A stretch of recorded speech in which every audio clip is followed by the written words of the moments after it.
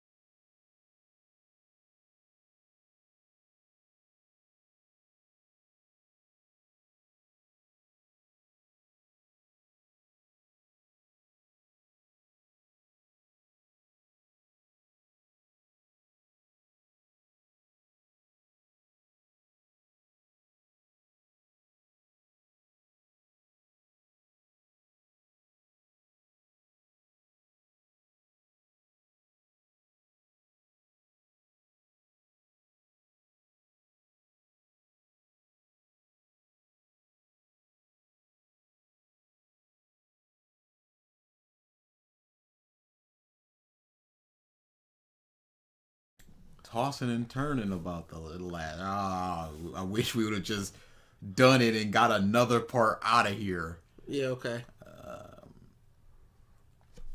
I don't know how much y'all heard, because I was still muted. I thought I clicked the button. Good job. I don't know how much y'all heard. Excellent. Yep. Can't hear anything, so it's been a second. Let's just start over. Excellent. You just in here just talking. Yeah, I was just talking to the wind, because apparently I was still muted. I don't know what happened there. That's why I should just hit the button. I shouldn't even hit the actual button. Just hit the regular button. Happy Saturday. Happy to be here. Hello there. What's up? What's up? It is time to face the beast of this video again. Nothing shall stop us this time except for educational television. Absolutely. Hello, chat. How are y'all doing? What's up, Piana? Oh, boy. I can't wait to hear more of Drizzt's stupid shit with the two guys suffering in the background. Always going to be suffering. Just don't. You could just go. You don't need to be here. Do you know what kind of cord the last one was? It was a silver... No, that doesn't help at all. Nope. All right. Because I don't want to just get a super long one like this. It's just going to get tangled again in your room. And I don't want to keep switching. Yeah. I want it to fit. I understand. Oh, well, just take it. just out of the air. Just take it. No, you don't want this one. Because it didn't fit yours. I don't want that one. That's the thing. So it has to be this one, or maybe not.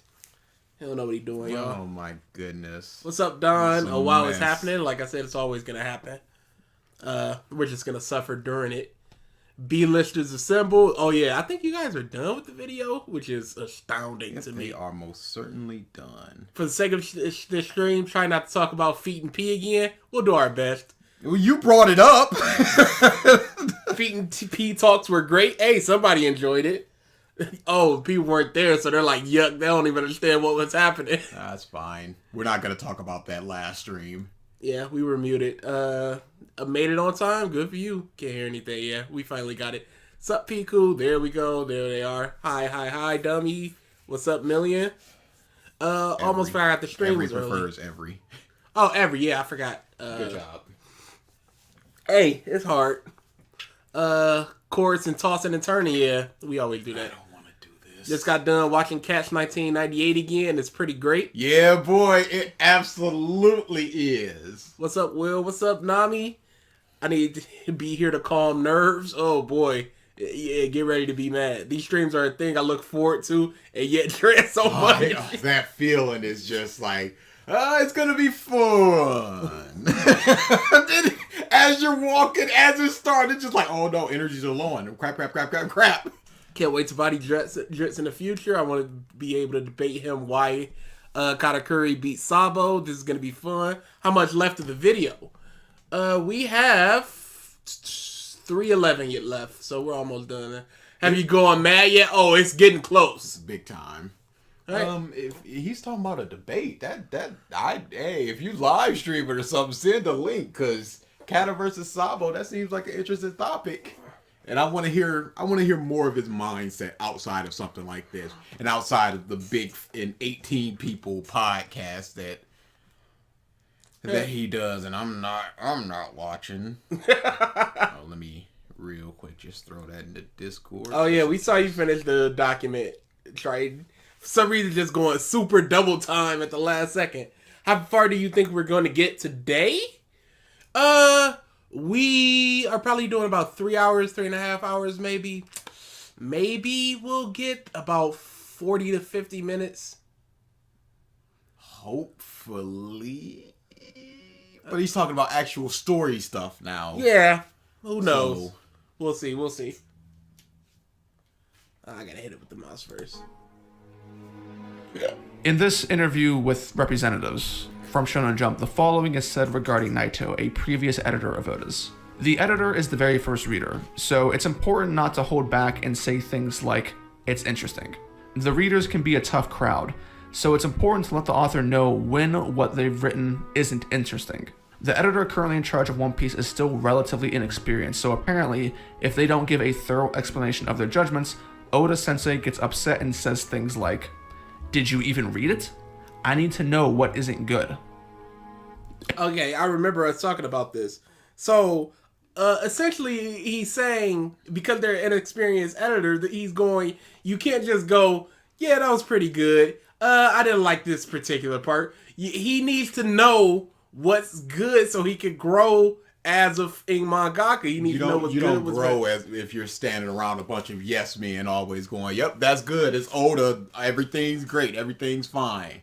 Instead of just going, nah, this ain't working. Like this one right here, this part right here, and you need to explain in detail, because you can't just go, yeah, that wasn't good. You have to be able to explain why it's good. And I don't know if I said this last week or it was something I put in the Discord, but I want to see the universe where the editor didn't step in and the Android saga was just Jiro and 20. I want to see where that would go.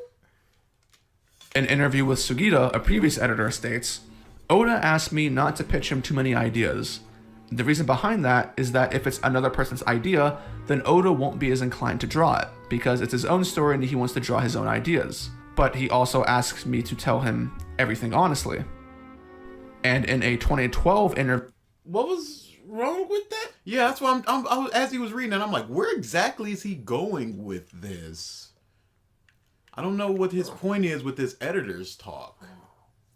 Also, he wants to work on the manga on the same playing field as his editor, so he asked me not to call him Oda-sensei, but Oda-san. And Oda-san also calls me, a 26-year-old newbie, Sugita-san. He also asked me to honestly tell him what I think. Oda seems like a pretty chill dude. Yeah, I don't know. I like that. And in a 2012 3 more hours, yes, Chris. Yes, 3 more hours, absolutely. interview from a magazine, as for editorial inputs, Oda mostly uses his authors as first readers. He observes the reaction of his editors as a measure of how the readers would react. They testify that they don't contribute much to Oda's work, since neither of them have anywhere near the talent Oda has, and it's sometimes painful that they can only stand by and wait, unable to help. Ironic that this came... Where was he going with that one? That's what I'm wondering. What's the point? I don't get it right now. Peon says it's pointless. Oh no. That's not what I want to hear. Unable to help. Ironic that this came out shortly after the post-time skip, huh? I think there's a... What? So, do you think post-time skip is when suddenly Oda was like, or suddenly editor was like, oh, I can't really help Oda much. No. Oda doesn't really want my... Maybe that was just a snide little Drizzt mark. We know how saucy our boy Drizzt is. Yeah, but like it's framed in a way that it's just like, Post time skip is when all this crap came out because now it's when it's happening. Hey, Hill. Bit of reading in between the lines that needs to be done here. On one hand, there have been numerous cases of Oda's editors being inexperienced or lackluster in their ability to help him. Lackluster? Inexperienced, so he tells them, hey, yo, do this. Hey, tell me. Instead of telling me what you think I want to hear, tell me what would make my manga better. You're inexperienced, so I know I've gone through so many editors. I know what to look for an editor. And you should be giving me some kind of remark. He's giving them on-the-job experience. Which has left Oda to seemingly, without more context, be more or less on his own. Oh, dude, you truly grabbed something out of thin air. He already said he was reading between the lines, so he's just making this up based upon 3 interviews. He's just like, yeah, these bums are just letting Oda just go, and this post-time skip stuff is Oda just going, and it sucks. Wow, this man is inventing an argument. He's inventing a situation to fight against. This is straight up straw man. He's straw manning a bunch of interviews for a section of his video. They legit said, we wish we could help Oda more, but it feels like we don't, even though the same person says Oda looks at us while we're reading so he can grasp what the audience will feel when they read this. So if Oda just goes, all right, this person gets shot, and the editor just turns the page like, okay. He goes, all right, it wasn't impactful enough. Then maybe he changes some stuff up. Yes, he's giving them tips on how to critique. Inexperienced editors, tips on how to critique and how to grow as editors so they can stay in the ink. Oh my God. I don't know what he's talking about. This is amazing. I'm reading between the lines. This is my own interpretation, but they just let Oda just go. Good job, Drizzt. And I agree that it feels like too many people are purposely trying to devalue the post-time skip, so they're just pulling anything from anywhere. A bunch of editors at post-time skip said, dang, we wish we could help Oda more. And well, you see, they said it. They said they're not doing anything to help in the slightest. What lackluster editors. We have another case of Oda specifically trying to get more out of Naito because he's inexperienced. Yes. Of course he's trying to get more. Otherwise, he's just sitting there not doing his job. He's just nodding. And you're going, okay, you're not learning anything. You're not learning how to talk to editors. I'm not getting anything. Nothing is being accomplished by you just sitting there nodding. Talk to me about what you just read. Specifically trying to get more out of Naito because he wasn't getting the feedback that he was looking for. This gives the impressions that not the feedback he was looking for, he wasn't getting competent enough feedback or in-depth enough feedback. This is good. That wasn't very good. That tells me nothing. Yeah. What was good? What wasn't very good? Give me more. If y'all came into the comments of a revisited episode like, yeah, this episode wasn't all that good, I'd be like, what you mean? What's good? What's not good about it? We need some elaboration here. Just going, it's not good. So in my mind, it's just like, oh, it could be a various number of things. Oh, could like that Bleach dude recently? The what? The Bleach dude recently was just like, the 2 people that made this video, it wasn't very good. Goodbye. Out of here. What's up, dummy? Yeah, I made my point. Done. I win. The editors are simply greenlighting everything that comes through the front door. Ooh, that is not what's happening. They said they wish they could help more, and Oda said you need to elaborate more. More implies there's at least some level of pushback. So they're pushing back, but just not as much as they wish they could. Why is he not saying anything about pre-time skip Oda and his editor? Shouldn't he compare those two at this point in the video? That's not his goal.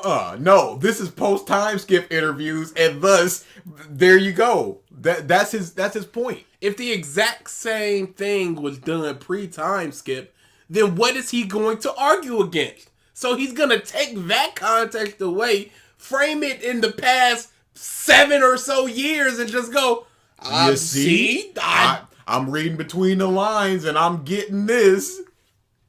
And they don't have much to say at all. And what use are they, basically? Not much to say at all. They need to say more. They're inexperienced, so they don't know how much to say. And it's in Oda, so you're just like, it's good, Oda. But he doesn't want that, so he comes to you and goes, yo. He's with that whole sign thing, he's teaching you, hey, look beyond the titles, look beyond my 20 years of editing, of making manga and stuff like that. I'm a person, you're a person, read my, and tell me what you think. He's not like, yo, I'm Oda, I want to hear only good stuff. He's just like, no, we equals here. Tell me what is wrong. Where is he going with this? No, he said, funny how these all happened after the time skip. So these are post-time skips.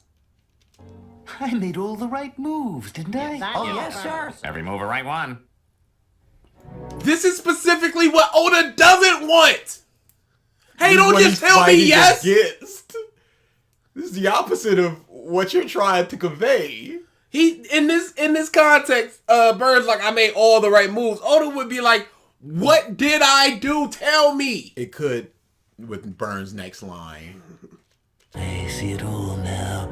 You're just a bunch of yes men. I was making the wrong moves and you were too gutless to tell me. Isn't that right? Exactly. But on the other hand, it seems like... Hey, how was that recent Simpson? Jesus Christ! Stop that laughter quick. Pain!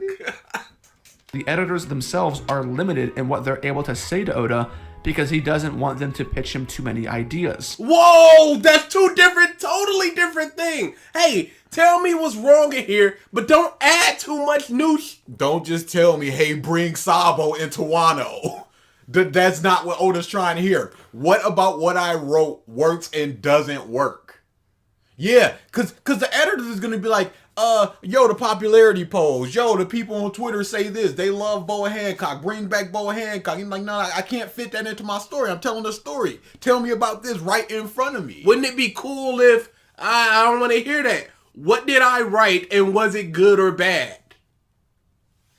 The editors stopped Oda from making a boob joke when the Tontadas were searching Robin and Dressrosa. The editors will stop him when they need to.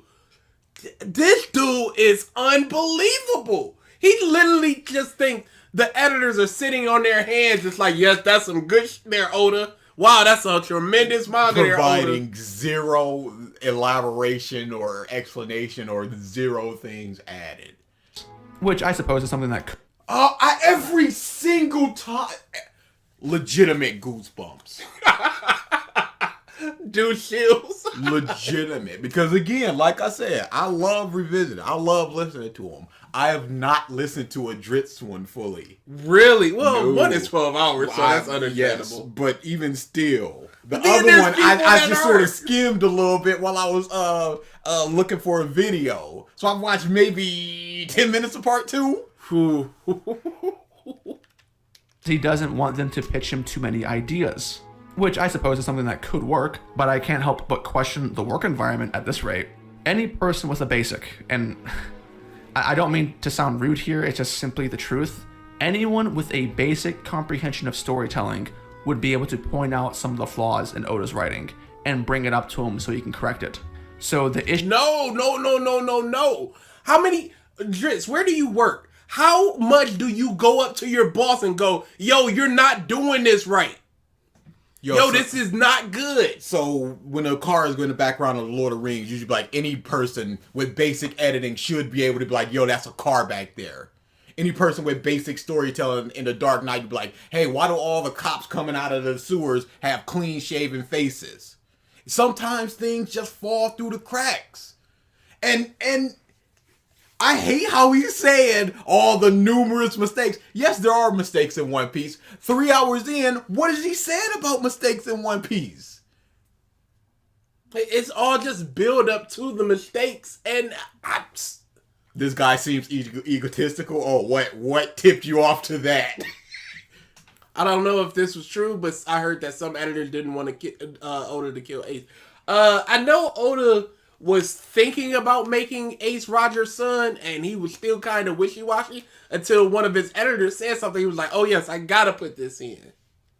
Yeah, I don't know about the not wanting to kill Ace. I haven't seen actually too many interviews because I really don't care about the behind the scenes stuff. Same. It's what's in front of me, and what's in front of me is good or bad. I don't care about, okay, between Skypiea and Water 7, Oda changed editors, and that's why I'm like, no, I don't really care. Whenever someone says, "I don't mean to come across as rude," you will universally come across as rude. Also, the overall point is insulting. Absolutely. Where it's just like, you bums are just not doing your job, and Oda, you too scared of Oda, and Oda's just like, "I don't want to hear it, no way." Harry Potter book 6, Dumbledore comes into the door and Dursley just like, "I don't mean to be rude." Like, well, you might as well not say anything because accidental rudeness is not a good thing. Let me just slide on in here. Issues are either, one, not being brought up because people don't see them, Don't think that's happening.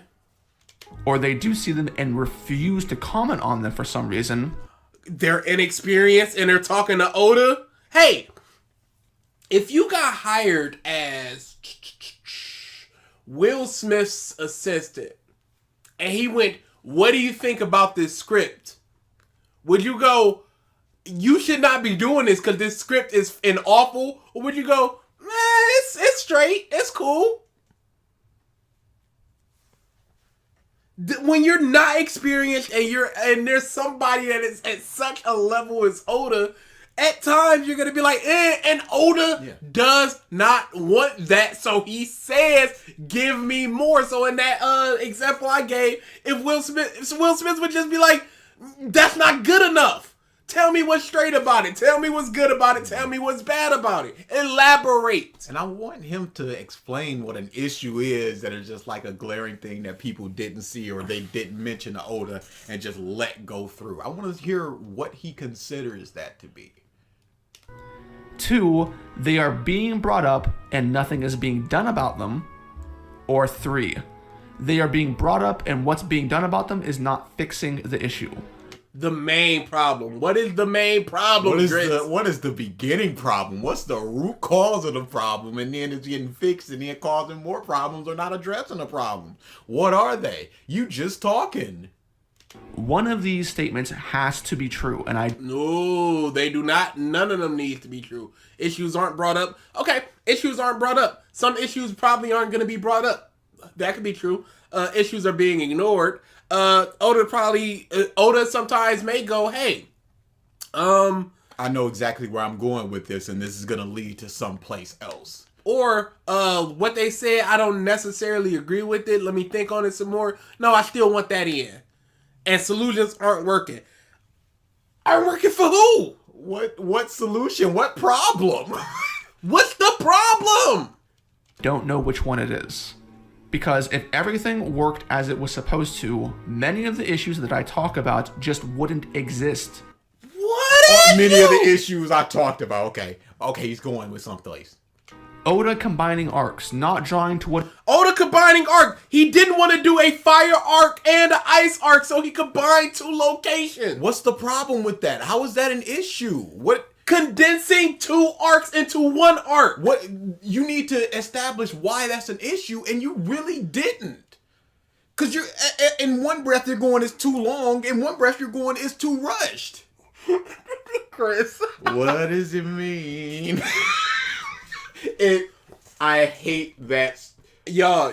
Why is that song so? If that song was 1 point less catchy, I'd never listen to it again. But it just hits that threshold of just like, there it is, and I can't do anything about it. So I'll just sit there and just go like, oh crap, I need to go grab myself some water. Let me just get a quick song, bam, and I'll listen to that as I hate that it got such a hold on me, especially after all this time. It should be gone by now. It do. It's still on my playlist. I just heard it pop up on shuffle last night. 3 times in a row I listened to that. What is it? And it's that loungy. I don't know what it is that gets you. Oda combining arcs, not drawing to what is fullest. Do you still feel the anime is your rival yet? Oh, You say not drawn to his. yeah. I just wanted to know what he was talking about there with the anime does things that sometimes I don't. Arcs, not drawing to what his fullest ideas are. Not drawing to what his fullest ideas are. He is, but the anime is fleshing some things out, and he's going, "Wow, that was good." You point to me any mangaka that just goes, I've put every single thing that I've wanted to do in here. Every plot point, every character exploration, Hey, remember when everything. Kubo wanted to do a Hell arc? And he couldn't because he couldn't find a way to fit it into his manga, so he did it for a movie, and then later on in the post-Bleach crap, he's trying to do it.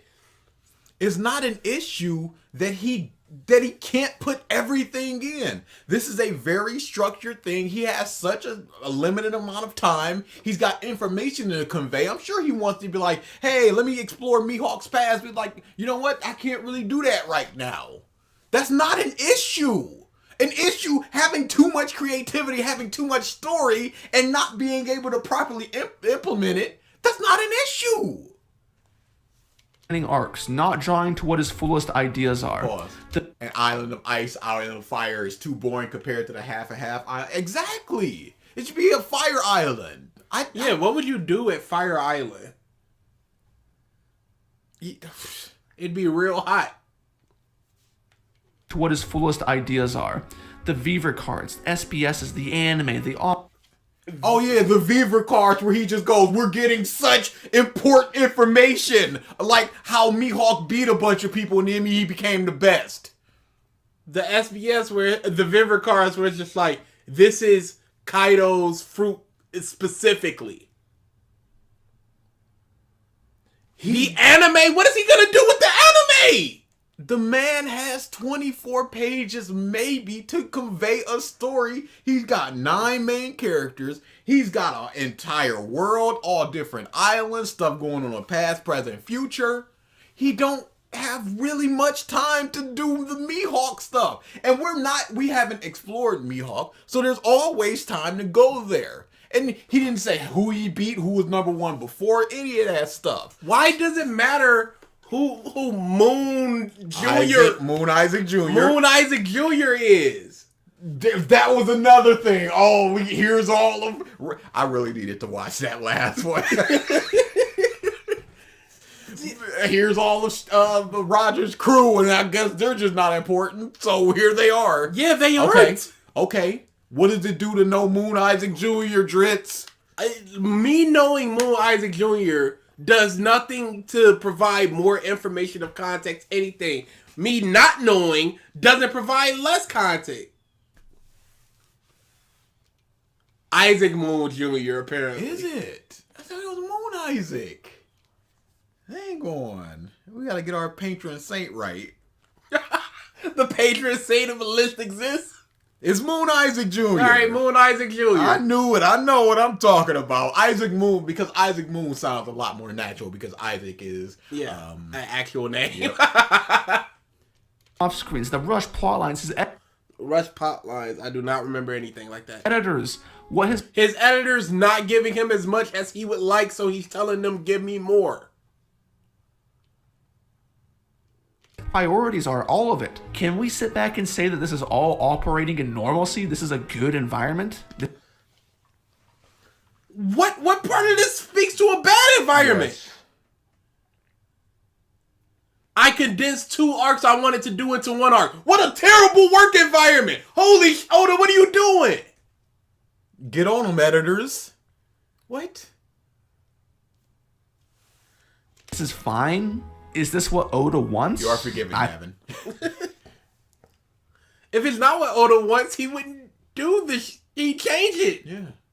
This is fine? Is this what Oda wants? What Oda wants is for his editors to go, yo, fix this right here, cause this and this and this and this and this and this and this. I hope not, because it's not good if that's the case. But what's done is done. Oda cannot undo the past, but he can change the future.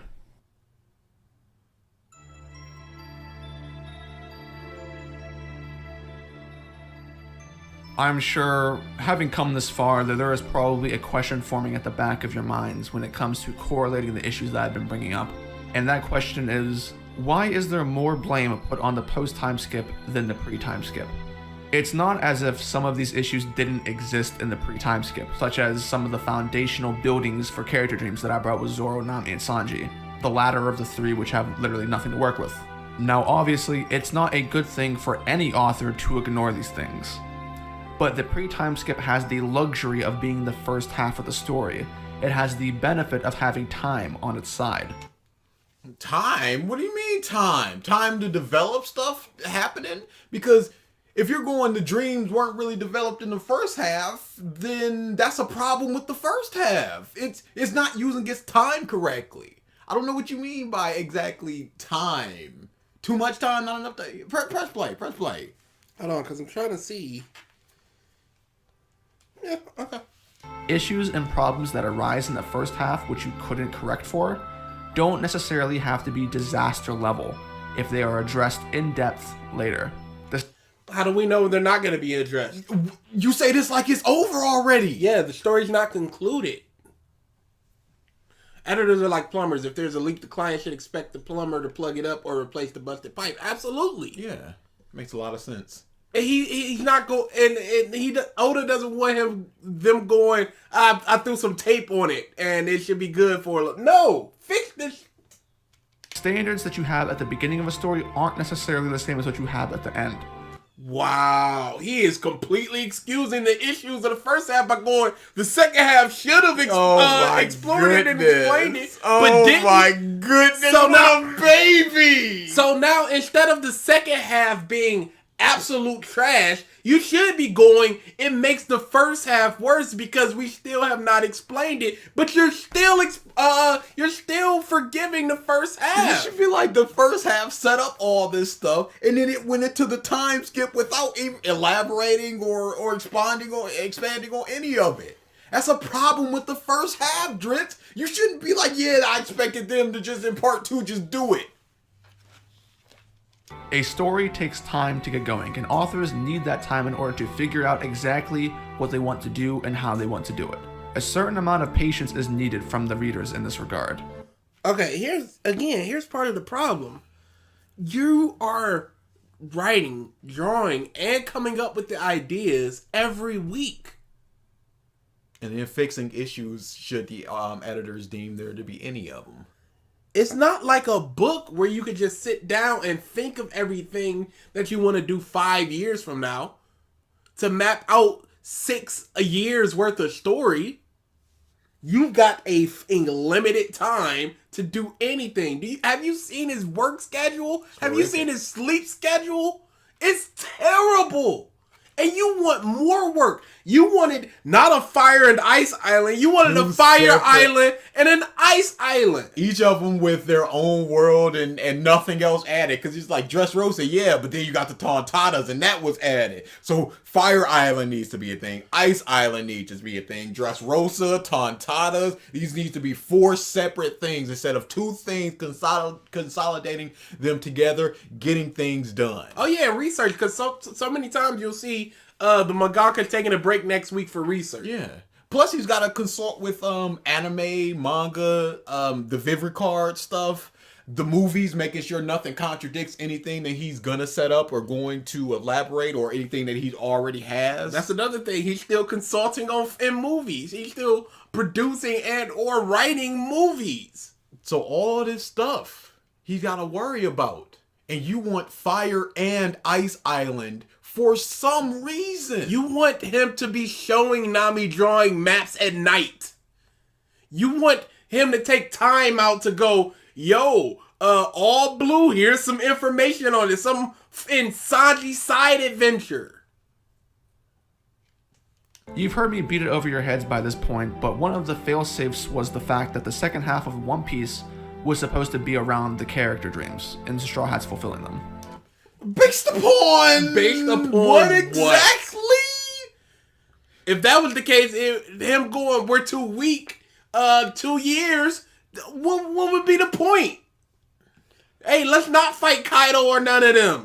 Let's just sit back and explore islands and look for all blue. Kuma just goes, if you were to go on a vacation, where would you go? Sanji just goes, all blue.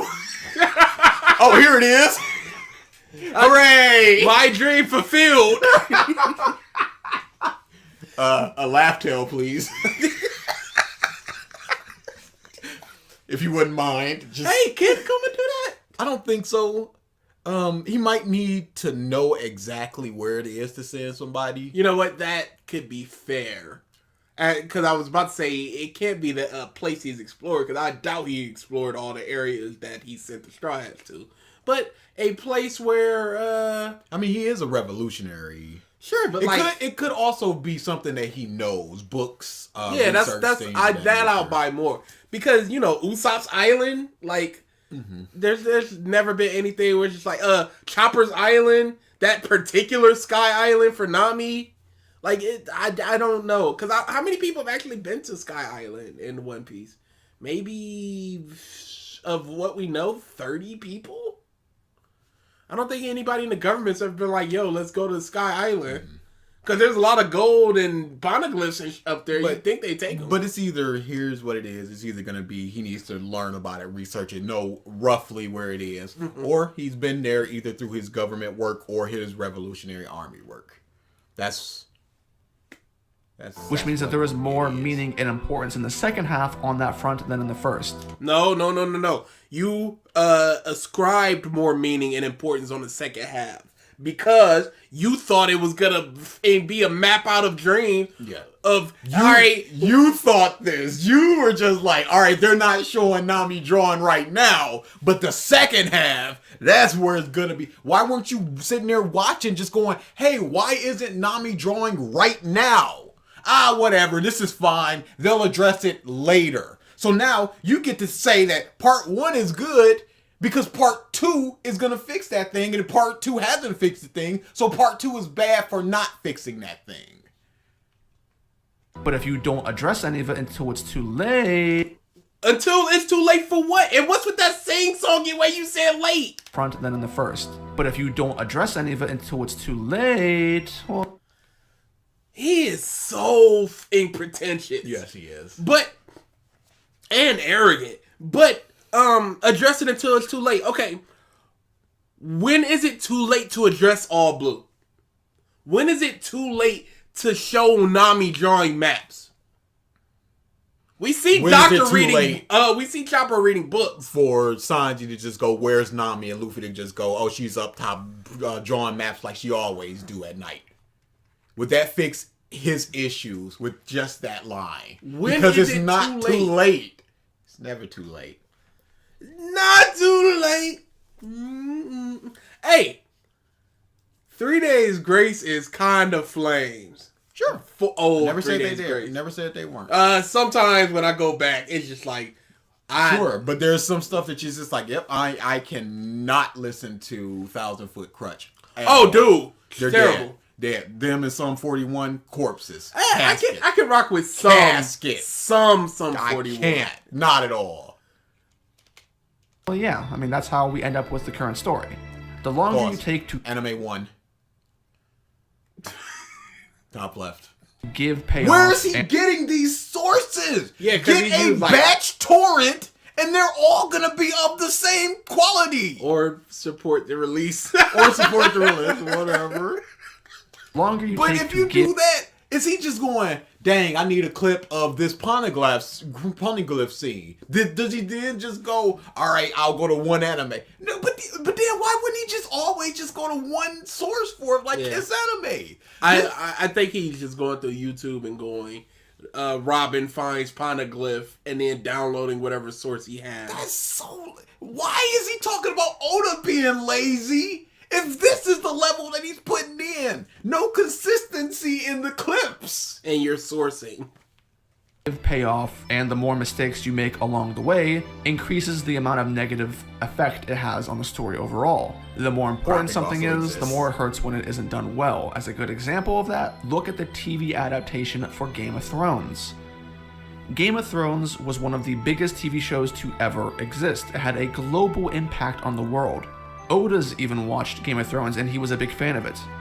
What do you mean Oda's even watched. He's just a guy. Yeah, what are you talking about? Like it's some sort of like they don't get American stuff over there, and other people over there might not want to watch stuff. It's just like this. It's a TV show, and Oda watched it. I don't. That's not. That's like saying even the president watched Squid Games. Like he's just a person. People tuned in for years and talked excessively about it. It was a certified pop culture phenomenon. But what happened after seasons 7 and 8? The seasons which ended the series. Game of Thrones fell off the face of the planet. The series are over. What are they supposed to do? How much were people talking about Star Wars 10 years after Star Wars?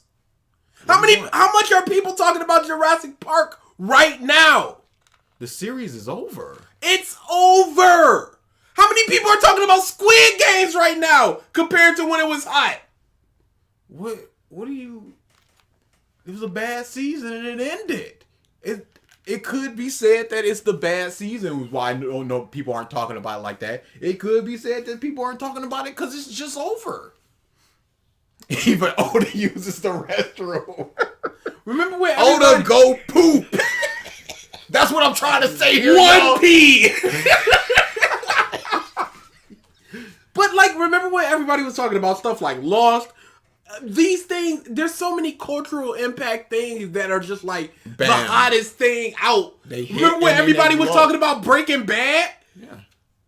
And Breaking Bad ended fine if I... Yes. Correctly, yeah. It ended very well. Friends, people just like, it's over. Seinfeld, things just end and they just go... How I Met Your Mother. Yep. That was... Big Bang Theory. When's the last time you've heard anybody even say the name Big Bang Theory? Is Young Sheldon still on the air? Look at that. Don't even know. These things... It was a super popular show. Hey, Invincible still has season 2 coming out. When's the last time somebody talked about it? Holy The crap. Boys season 3 is coming out. When's the last time you heard somebody talk about it? 92 episodes. Is it over? Not to the fish jumps. Who got that reference? Somebody tell me who got that reference. Don't say what the reference is. Yes, it is still going on. If anybody gets that reference, free revisit it. No!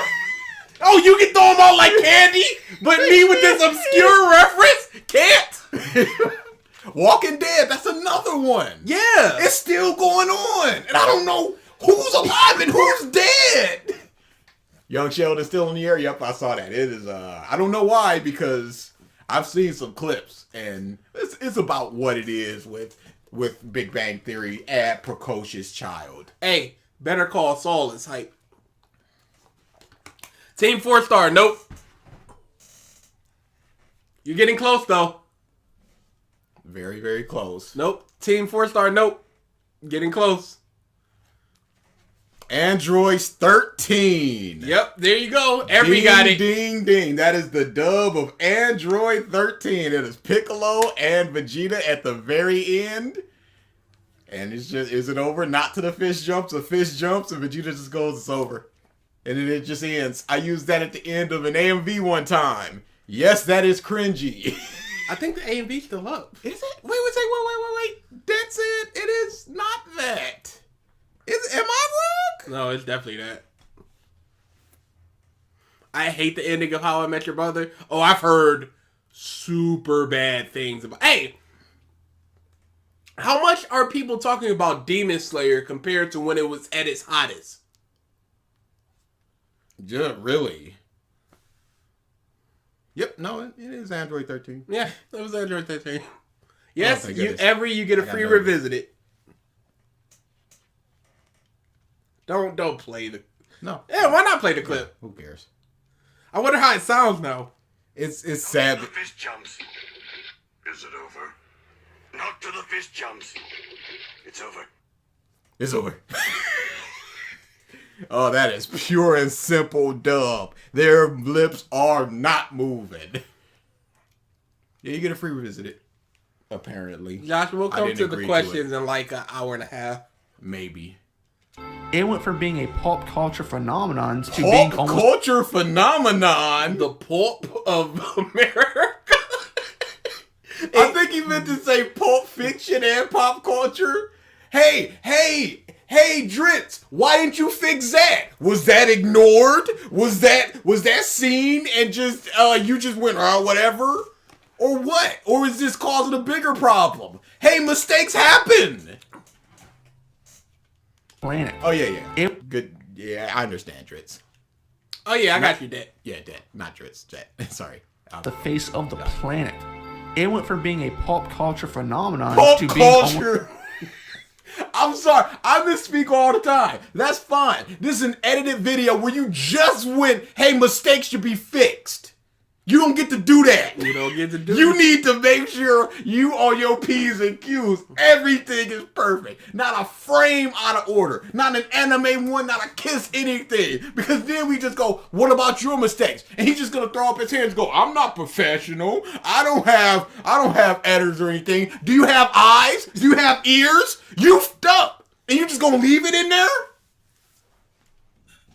pop culture phenomenons to being almost forgotten entirely.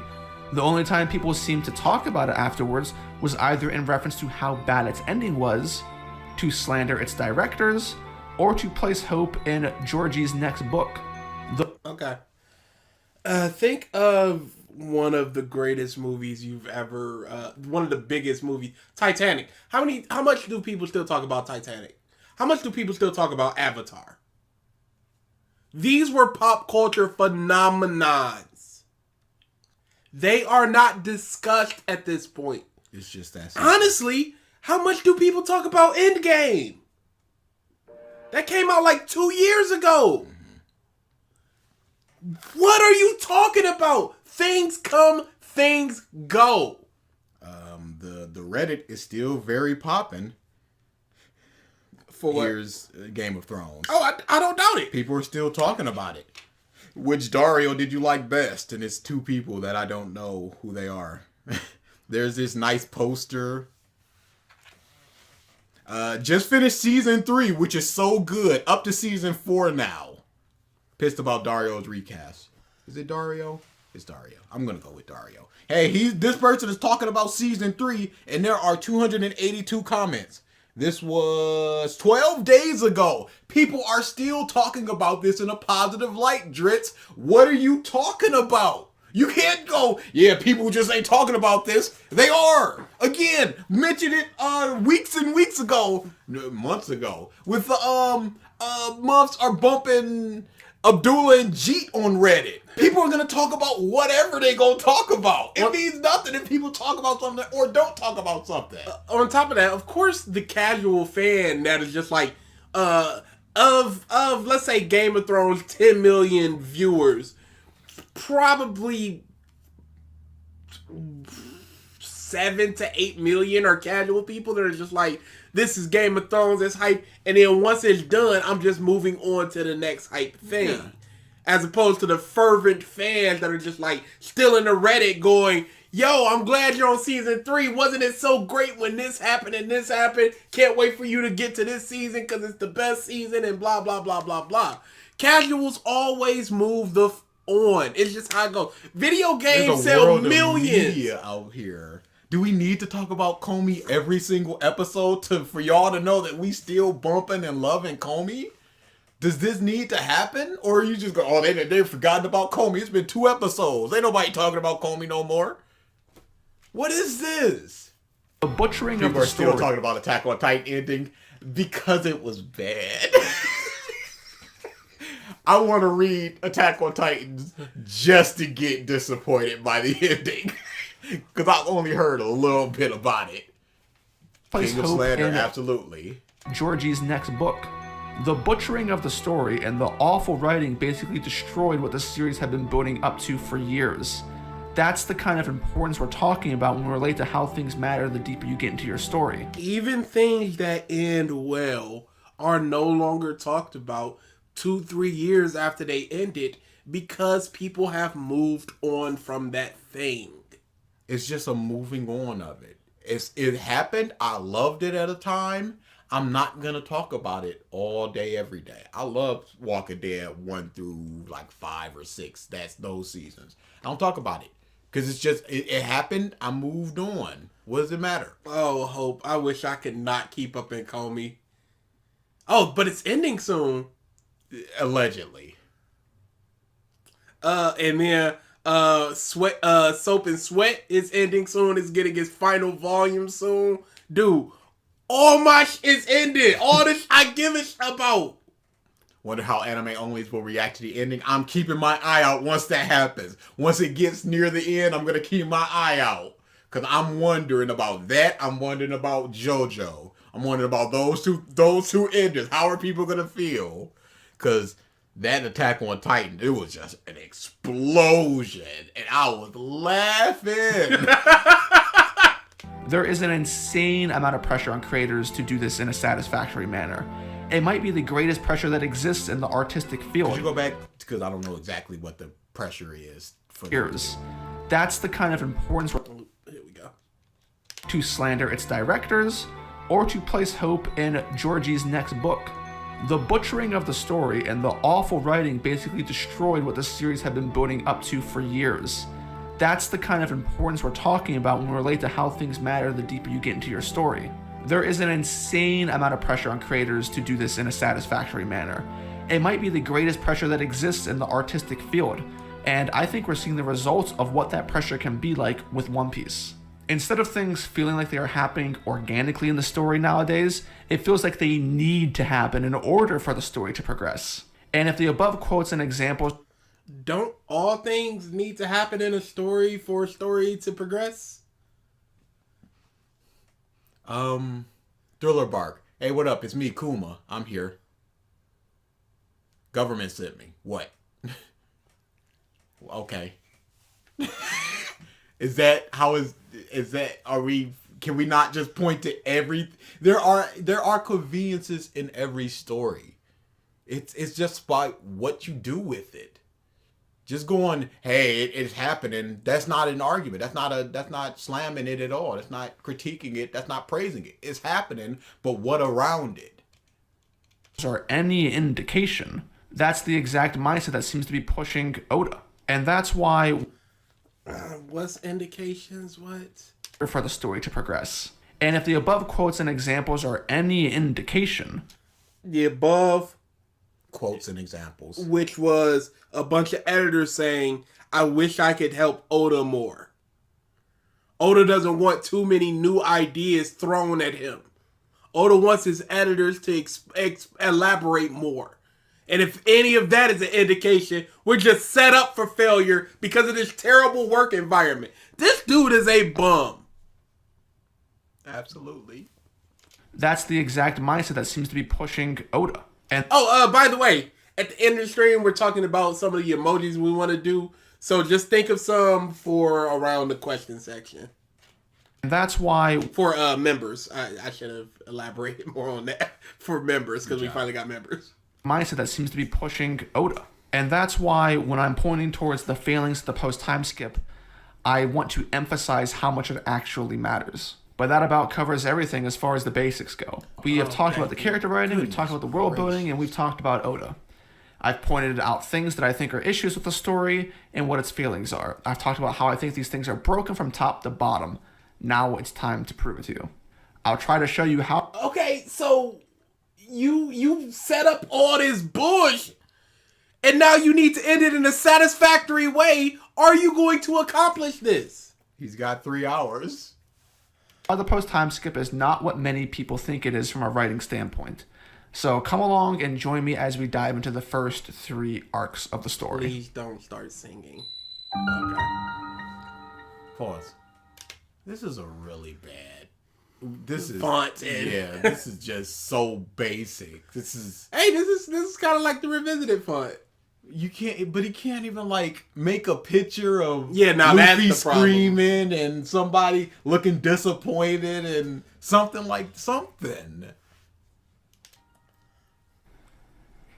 In spite of the long-winded... Oh, wait! Wait a second. Go back. Just go back. I don't want to pause on this. I'm not trying to get hit with something. Where could he possibly go? What could possibly Warrant Hitler. Yes. Just raw. Return to Shaba Odi.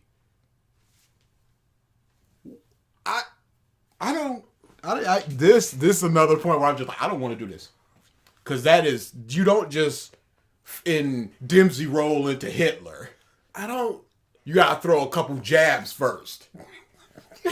You don't just start the match. D. Sieg Heil. What is this? Trying to be edgy. But that's not helping his point. That's not helping me think that he's a credible person to be listened to. When he goes, now that I laid out my points, let me prove them. I don't. He says something about a speech, so I think he means, you can have any type of long-winded speech, but if that's the case, you can just do any. He's the secret to this.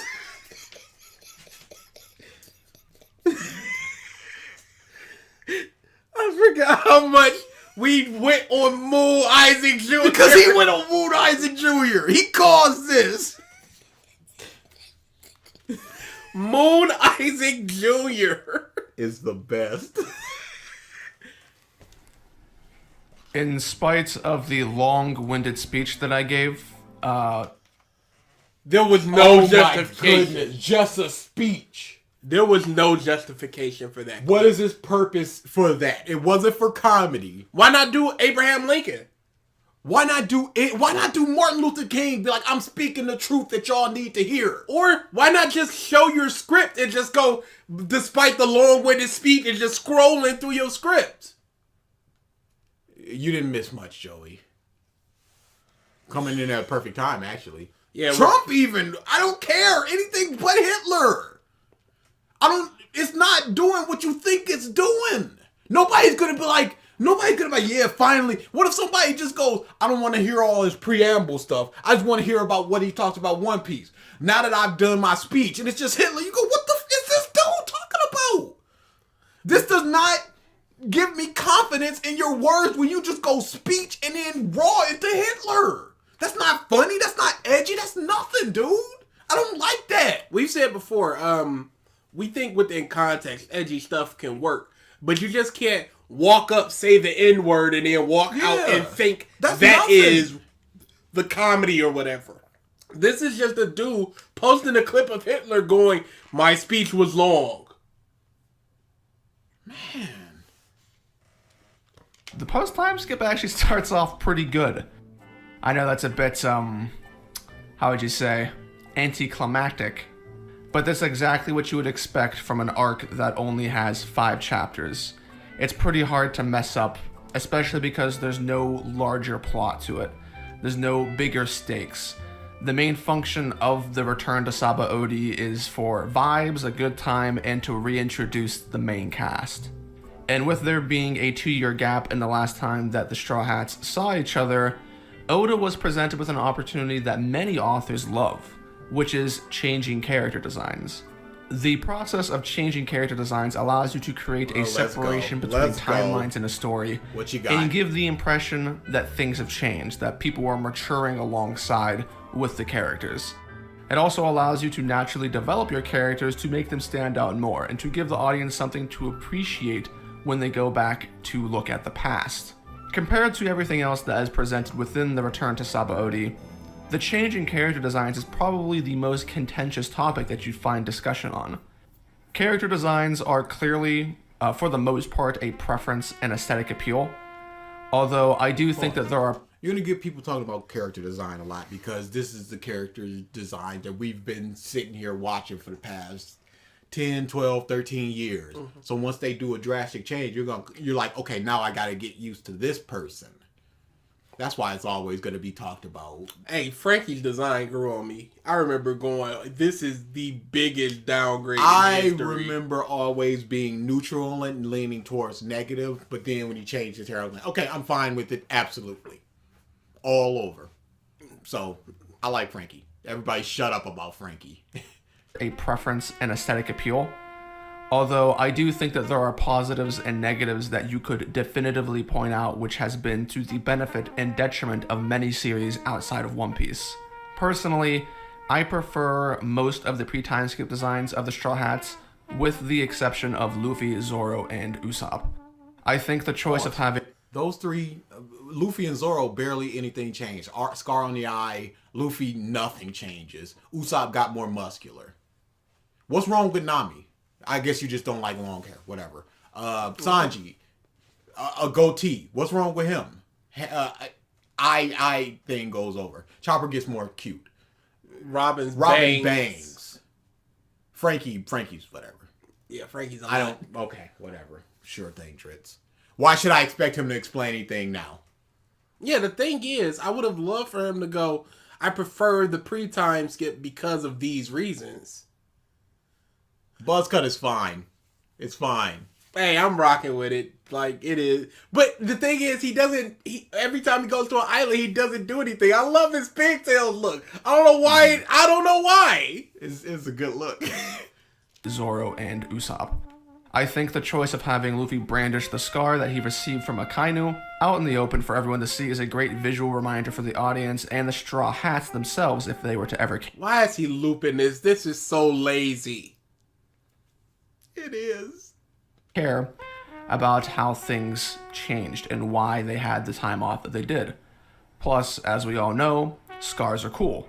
Zoro also looks more the part of a veteran swordsman, and Usopp, as we... Wow! He just Scars looks more looks more like a veteran swordsman. Moving on. He just looks more like a swordsman. 2 sentences of explanation of why you said that you prefer the pre-time skips instead other than these 3 people, and you go, yeah, Luffy got his scar out. That's good.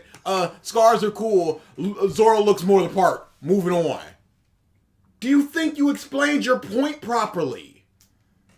Looks more the part of a veteran swordsman, and Usopp, as we already discussed, has a severe physical change which makes you think differently of him at first.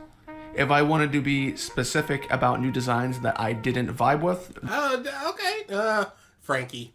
But he didn't vibe with it, and he just goes... I don't expect him to explain anything properly other than Frankie, which is obvious.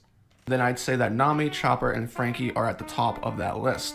Frankie, well, I can't say I was ever the biggest Frankie fan, but I think he definitely looked cooler. Frankie does not get the love he deserves. True. He was great in Dressrosa. Great! Yep. And a bit more serious with his pre-time skip design. Oda went heavy with the cyborg enhancement. Bit more serious? Frankie? You want... What? He's got big Popeye forearms and a Speedo.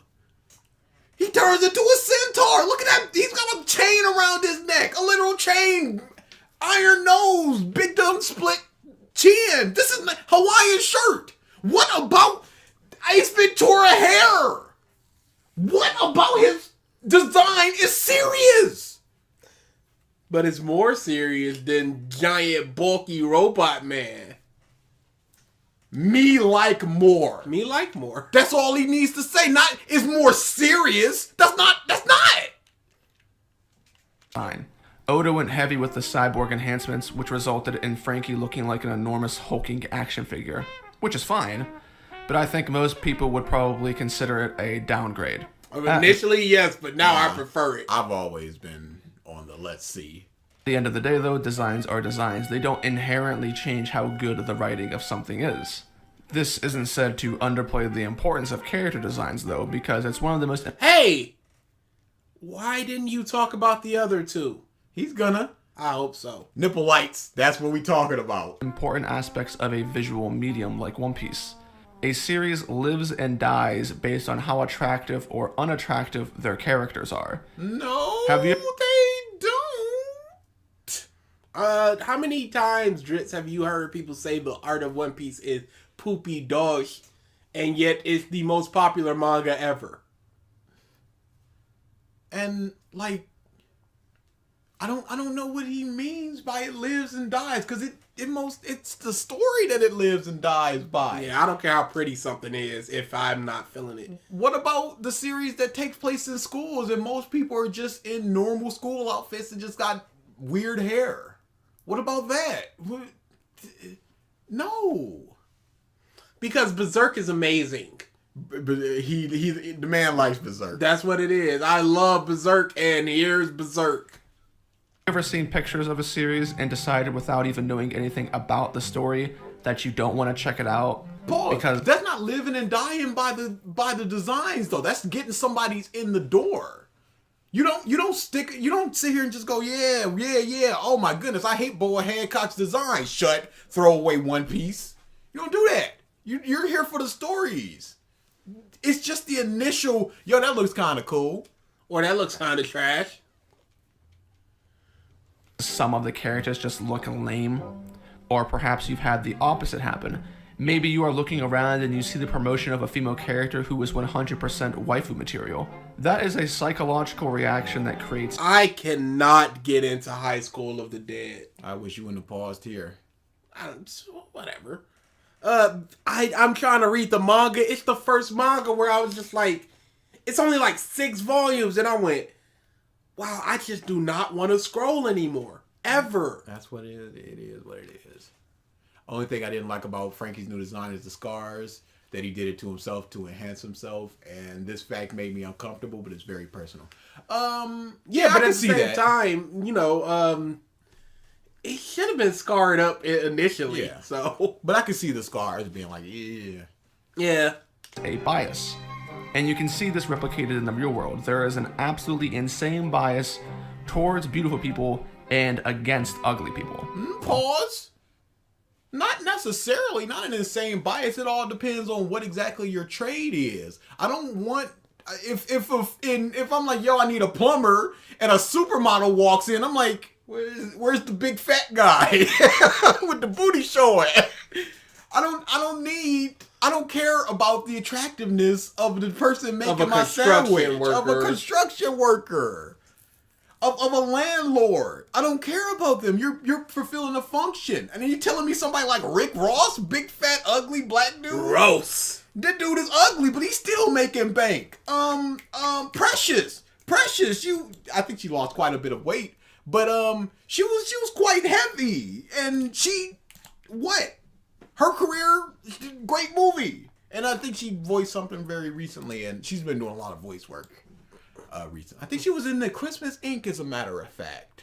Don't ask me how I know that. What is the Christmas Inc? Oh, you didn't know about the Christmas Inc? The Seth Rogen thing, where it's just it's not claymation. I think it's stop motion. It might be. It's one of those two, but it's just edgy Santa stuff. They're saying mother and showing the boobs, and did we just have this with the food movie? The Sausage Party. Sausage Party? Yeah, so just do it again. But with Christmas. Sure. But yeah, attractiveness means basically nothing. I don't care how attractive you are if you're dubbing something. How's your voice? VTubers. Go to any VTubers. They ain't on camera. You got nothing but the Avatar is super pretty. Not all the times. Drizzt.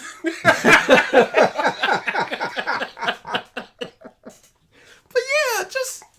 Oh, Chris, I can, because it depends on if I'm dating or not. But there are, like, vibes that I could be attracted to. Yeah. That is just way beyond just, like, you being conventionally attractive. And you get used to it. I don't want to get used to it. Get used to it. I don't want to. I'm an ugly man, but my God. I'm like, I'm an ugly dude, but sometimes I look in the mirror, I'm like, hey, all right. Yeah, all right. Look at that. You get that feeling when you having a good day today. That's you know what? You looking kind of hitting today. Yeah. But I don't want to roll over and just see that wart on the nose. It's just like... I'm fine with an ugly chick. It don't matter. Yeah. It's just personality. But my biggest thing is, boy, we're getting bots. We finally getting some bots. Santa Inc., don't worry about it. Unless there's a Red Band trailer if you want to look that up and check it out. It's not funny. Oh, did you watch it? I tried. Oh boy. Oh dude. I am hovering over Cruella, and I just The cowardice. Coward. The I did cowardice. it. I did it, you coward. Yes, I'm gonna do it. You watched the movie I asked you to watch, and you realized that I was right and that it's complete trash. I went through just a Gotsuga wall of bad movies, and then I just stopped before the good ones, and I haven't gone back because I'm just like, it scarred me. I don't want to watch no more. What did you watch? I know you watched Wrong Turn. I know you watched Spiral, the book from the Book of Saw. Paranormal Activity, which was more boring than It was anything. so boring. That was the biggest thing, and it was one more where I was just looking around like, ain't nobody seeing this. Why ain't the people? Oh no! Escape Room 2. That was it. Dude, I was so sad. Horrible. Bunch of ugly people in there as well. We don't like ugly people. Thank you for spoiling that. Oh, absolutely. Without context, that is a terrible image. That is that's career ending. Rosa Parks and Hitler together at last. Dude, that history's greatest monster is one of the best. It's one of the best. It's going in the top 10. Beautiful people can get away with a lot more in society just because they look cute. Oh my god, you're talking about the societal bias of attractive people? Society as a whole, sure, maybe, but like if somebody were to rob me and it's a woman, that wouldn't matter if a pretty lady, ugly lady, give my shit back.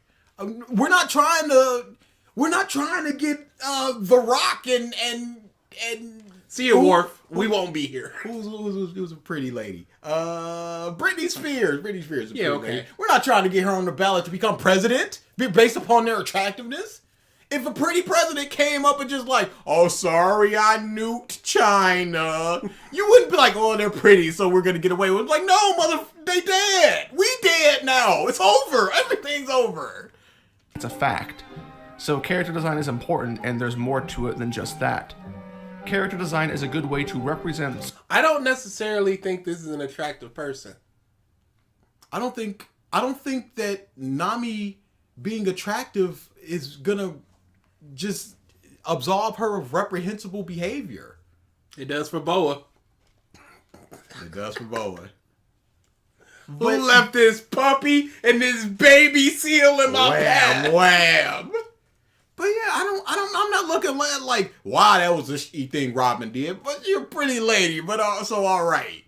No, it's this very weird thing. Yeah, there's a ton of ugly dudes in One Piece. Just monsters. Blackbeard is hideous. He's just a freak. Yes, Boa Hancock would have been a great thing to bring up here instead of just constantly talking about in Berserk. He could have went. It's even shown in One Piece because Boa's beautiful and she kicks puppies.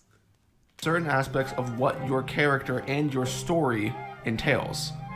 But when it comes to One Piece, I do think there is a case to be made, due to what happens later in the post-time skip, that some of the redesigns show issues with how Oda perceives some of his characters, specifically Chopper and Nami.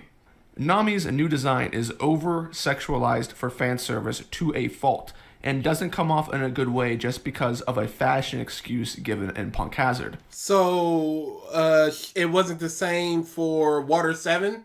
Or Alabasta? This has been here for in decades. She was in a bikini top for the most of Skypiea. It's not. She had a shower scene in Thriller Bark and a shower scene in Sky Island. In this lobby, when she was changing, they showed people drooling and nose bleeding over her. How many shots in CP9 did we get of almost upskirts? This is not a new thing. And it's all just depends on if you're okay with the over-sexualization of Nami. But this has been going on for quite some time, Drizzt. This is not a time skip thing. And some of her time skip designs are her absolute best. Oh yeah, Happiness Punch from Alabasta. Yeah. Why is fan service bad? People perceive it to be bad because it's just you're using women for this purpose instead of having them be characters and having them do a certain thing. Hey, go back to our Nobara video from Jujutsu Kaisen to hear about that. The dude talks about fan service and we talk about it there. But people just go, women, they're just being used as sexual objects for male gaze. They're meant to be mounds of flesh to get men riled up and interested. Appearances don't mean that you should automatically judge a character, but they certainly help form your impression of them. As I said in Nami's dream, she comes off as more of a sex symbol in the post-time skip. Okay. Come on now. No. I'm just trying. No, not better. Yeah. Thank you. What is the point of what he's talking about right now? In relation to character design. Because if a person is getting into One Piece, wouldn't they look at the pre-time skip timed designs, character designs, and do that after the fact? Mm-hmm. Or are you just talking about why you personally don't like it because she's overly sexualized? That's what this is. Me no like. And over the chopper, too cute. Not big buff doctor, Law, Chad Chopper. That's what he wants. The deck picture of him just big rippling muscles. Form your impression of them. As I said in Nami's dream, she comes off as more of a sex symbol in the post-time skip. Chopper seems to have turned into a parody of himself. So that's he just going, I don't like sexy stuff. I don't like that she became sexy woman. Nothing about her design being bad. It's just she's showing more skin. It's just the outfits and that that's she's not wearing. even necessarily true. Because she had pants as opposed to in Water 7. Mm-hmm. Seems to have turned into a parody of himself, while also looking quite a few years younger, I might add. He has lost the balance he once had between being a reindeer that could walk and talk to more of like a cute product placement for little kids. And once again, this wouldn't be something to note if there weren't blatant issues with these characters and their actual... I'm waiting for him to show... Yeah, that was the same thing, but he could just go like, look, rounder face, bigger eyes. Do you think? That's why I say he could do that. But again, that was a slow turn from pre-time skip as well. He was just he was kind of ugly before. He had like a big face. He had more of like a pronounced lip. In the beginning, oh dude, yeah. He was a monster man. It was a slow, like getting more used to the style and changing it over time subtly. And then he just went full on cute. But I don't see a problem with that. He just going, Amino like cute. Look at the last Chopper appearance pre-time skip and the first post-time skip, and you tell me that they're markedly different. I want to hear him say what the differences are. But if he does, he's gonna probably use like Drum Island Chopper, where he was a bit more ugly and boxy. But that's again the very beginning of Chopper. Absolutely. But he's disingenuous enough to do that if he's smart enough to even make the comparison. Let's see which one he is. Is he a piece of crap or is he a lazy dummy? If there weren't issues, then this would simply be seen as a change in preference for Oda, for the better or worse. Outside of these character designs, the only real issues that I could even attempt to... Lazy dummy. All right, he just got cuter, and he was more the reindeer before. Moving on. Excellent job, Drizzt. Never doubted you for a second. Keep on keeping on. Keep living your dream. This is terrible. This is trash. Man. Right after Drum Island, his snout gets shorter. Oh, wow. Oh, yeah, I forgot about Little Garden where her shirt gets... Yeah, but she's just in a bra. Point out with Saba Odi have less to do with the Straw Hats and more to do with how Rayleigh is still on Saba Odi without being hunted by officials from the world government. Who gonna stop him? Oh. He walked away from Kizaru. Walked away! Because Kizaru and what Pacifistas Kizaru would assume to be a hostile Kuma with pacifistas. And Centometer. He walked away from that. Who are you sending for Rayleigh? Who is expendable enough to be like, I'm gonna send you with the hopes that you will come back? Because if you don't come back, hey, guess what, Fujitora? We down another motherfucking admiral. I'm not gonna send myself, I'm the Fleet Admiral Akainu. Who are you sending? What combination of people are you sending that complement each other enough that you can stop the Dark King Rayleigh? Kitsune in Fujitora and Kizaru, what combination of attack could they use? Hold them down with your gravity and then laser beam them in the face? Pretty sure you can get out of that. Especially considering that if you send 2 people to get Rayleigh, and it takes even 12 hours. No, even to get there, it would take some time. Let's just say it takes them 3 days from the time they leave to the time they come back with Rayleigh. What happens if something pops off and you don't have 2 admirals? Rayleigh is not a threat to the world government in any way, shape, or form. He is living his best life with a wife, fixing boats. When he could just be like, yeah, let's go Revolutionary Army. Where he could, because he did swim from Shaba Odi to wherever Luffy was. He can just do that and just like, hey, yo, I'm Rayleigh. I'm here to mess things up. But he doesn't. So why would you actively go after Rayleigh if he's not causing you harm? Now, when he goes, all right, step across this line if you want to go after my student, but I suggest you don't, then he becomes a threat. But who's stepping over that line? How far are we in? I literally showed up after finishing a Twitch stream. We are a little under 3 hours left. So we've done 305. We're just into Shaba Oda. He just got through with editor, Oda editor, world building, all this other stuff. What's the point in arresting Rayleigh? He's robbing slavers. Yeah, he's not even a threat anymore. He's not pirating out there. Does he even have a bounty at this point? I don't believe so. Does he not remember how Kizaru said the amount of forces they would need to combat Rayleigh?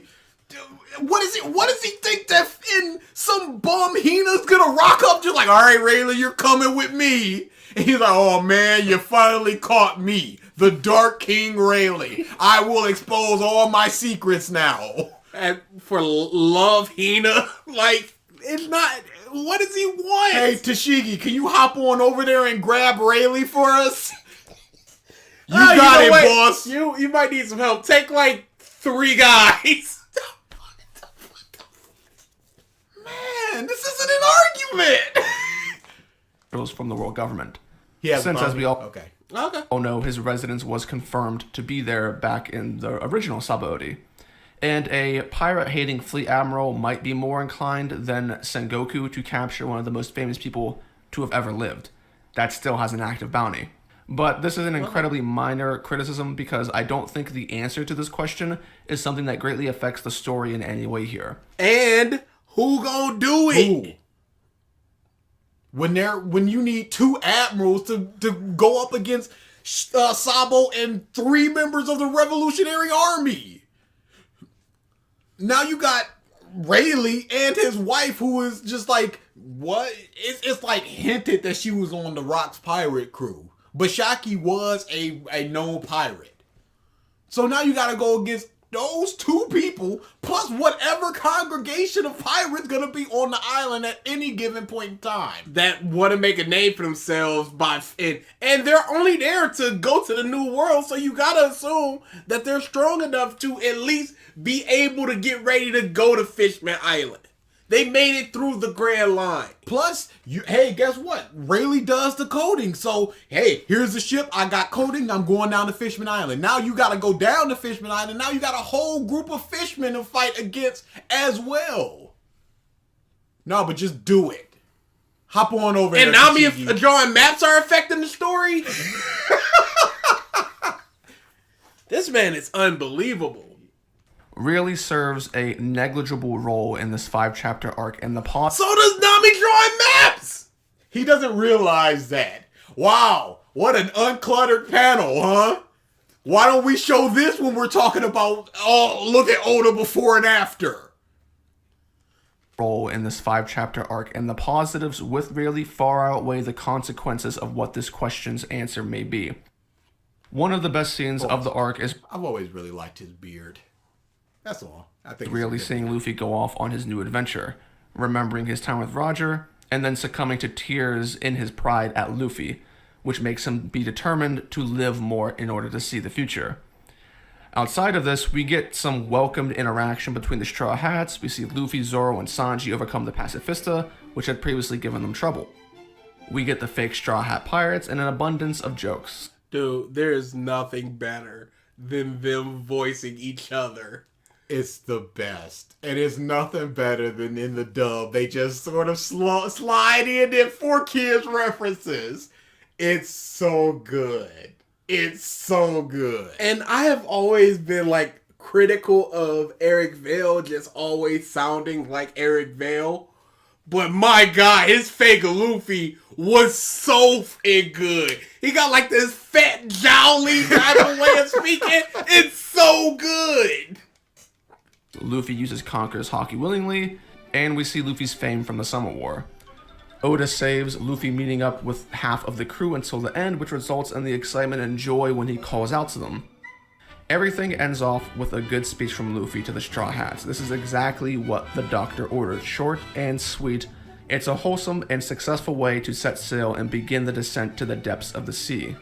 Target destination: Fishman Island, the first complete arc of the post-time skip. An arc that has a reputation, even within the casual fanbase, for being known as one of the weaker arcs in the story. Pause. What evidence do you have about the casual fan base? Yeah. What makes somebody a casual fan base? Somebody just going, hey, I read up the Thriller Bark and I'm piecing out like Hat Man? What's a casual fan to you, Drizzt? And what evidence do you have about that? You're just making it seem more grandiose than it actually is. And I don't like that. On top of that, being one of the weaker arcs, that does not necessarily make it bad. It just makes it one of the weaker arcs. You need to quantify what you're saying at times, but you just refuse to do so. Or you want to save it for like 2 hours later. But then, by that time, you got to reference back to what you were talking about 2 hours before. Instead of just doing it all here and now. What would I rate Fishman Island? 6, 5, 7 on a good day. 7 on a reread. 6. Before it would be like 6. 6 for me. I've reread it a couple times. I watched it dubs up. Like I can't. It's 6. Like I said, I like Shirahoshi and Otahime a lot more, and that helps.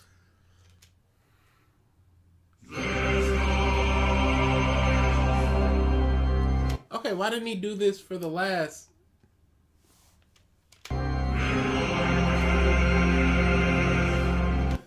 Dude, why didn't he do this for the last? He's lazy.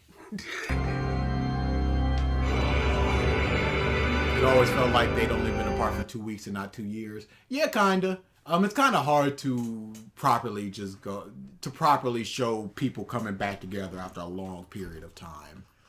But they picked right back up. See, this is the problem. So many people were just like, Usopp's gonna be different, but you already knew he wasn't when he started screaming about Soge King. Mm-hmm. Like what? He's just like, Soge King, why are you here? And Nami's just like, and ignore that. I don't know what people expectations were too ridiculous. No, we got it.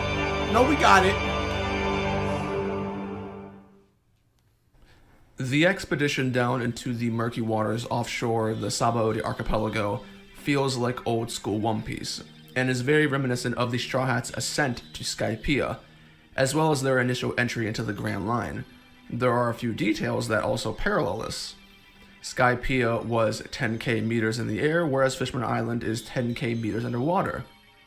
We have the Straw Hats getting in trouble and having to navigate the odd environment that is the One Piece world. Oda includes some fun time with the currents, and once again, the Straw Hats meet a giant animal that they end up befriending, similar to Laboon. During the beginning part of the descent, it is a silent voyage, with the Straw Hats gazing in awe of the environment and just goofing around. Similar to Sabaody, the dive down to Fishman Island is mostly devoid of errors when you are reading it for the first time. Until the Straw Hats reach the island itself, Oda is mostly exploring and just vibing, and as a result, so are we the audience. But that's not the only thing he does. Oda uses this silent voyage as an opportunity for a little bit of discussion and incorporates Frankie as the vehicle to approach the Kuma reveal. It is learned that Duval, and mainly Kuma, are responsible for protecting the Sunny over the time skip. Frankie goes on to say that he asked Rayleigh about the confrontation he had with Kuma after getting back to the Sunny. Rayleigh informed Frankie that Kuma revealed himself to be a leading member of the Revolutionary Army who wished to help the Straw Hats escape 2 years ago. This is information that I didn't know, and I'm happy that he's dryly expositing this towards me. I'm very happy that this is happening. I cannot believe that he hit us with 3 P's in the box in a window, in the circle in the box in a window. Hero's Journey as well. And all this bullshit. And now it's just like, I'm just going to tell Here's you what happened in the story that you have read. What are we doing? Storytime comes to an end when the Straw Hats learn that Kuma agreed to have his mind erased by Vegapunk shortly after he saved the Straw Hats. There is the foreboding message that if they were to ever encounter Kuma again, he would be an enemy. Zoro mentions how screwed up that situation is for Kuma and questions why he would go so far just for the Straw Hats. Usopp makes the connection that since he is in the Revolutionaries, that the only reason that would happen is because of Luffy's real dad, Dragon. This is a great reveal for the audience. Let's examine the scene and place it into context with what the rest of the post-time skip has to offer, because for as much as current events can affect later ones, information in the future can affect the quality of the past as well, and I think that might be the case here. This recollection from Frankie recontextualizes all of the Straw Hats' past experiences. Them meeting Kuma back on Thriller Bark, Zoro's own experiences sacrificing himself for Luffy, and most importantly, the reason the Straw Hats are still alive and weren't captured by Kizaru on that fateful day. Kuma literally sacrificed his life for their sake. Among other things, this revelation gives Luffy a whole new set of things that he could think about. Luffy thinking about... Oh boy, we're here. Oh, we never left. I was wondering where he was going to go with this. Now, the one thing I'll say about this is I've always been like, why did Robin never be like, yo, Sabo, your brother, he's over there? That was one thing I'm just like, I've never really liked that. But other than that, now he's just going, hey, why is it Luffy? Because Luffy don't care. Luffy don't care about his dad. He straight up to Ivankov just like, yeah, that's my dad. What of it? He didn't go, that's my dad. That's the Revolutionary Army. That's your boss. Do this for me. He just went, that's my dad. Whatever. Who cares? Doesn't matter. Whatever. Shut up. He really thinks Luffy is going to be thinking deeply about connections and all this extra stuff while he's got a giant hunk of meat in his mouth? I don't know what kind of introspective character he wants or thinks Luffy is, but it's just not the story. You want a whole nother character. I'm sorry. A whole new set of things that he could think about. The dad that he knows nothing about has made numerous efforts in order to help him out on his journey. Garp told him in Water 7. He don't care! He does not give a single crap. He didn't know about anything that happened in Logtown, so that's a dead zone. Bruh, he doesn't know who Marco is unless you say Pineapple Head. You think he's gonna remember, oh, my dad helped me out because even Luffy don't think like that. Not at all. AFI? What is that? I have never heard of that site. Wait a second. Is some illegal Russians you doing? What's going on? Wait, I maybe shouldn't look this up. AFI anime? Wow. It just don't come up, huh? Okay. Whatever. Whatever site this is, that's a whole nother source. Luffy never gets a thought bubble like other characters. Exactly. He doesn't seem to realize that or care really. Watch the rap again? I wish. That should just be our intro. No. For the Drizzt streams? Let that be the intro. That'd be fun. That wouldn't be bad. We might do that. Just kick people away. People like, ugh. And then just write, rap is over. Please unmute. Yeah, instead of, while I'm playing all those songs in the beginning, I'll just slip in that song so sweetly. That Luffy didn't Dragon- even know Dragon. Why would Luffy care now? Drizzt capping. Absolutely. What about his 2 years of training in the woods, dying, learning about hockey, potentially dying, learning about hockey, getting together with his crew finally, seeing that his ship is okay and fine and that dude helped us get away. What about that is now just like, okay, I'm taking all this stuff in. Me as an idiot, me as a young idiot.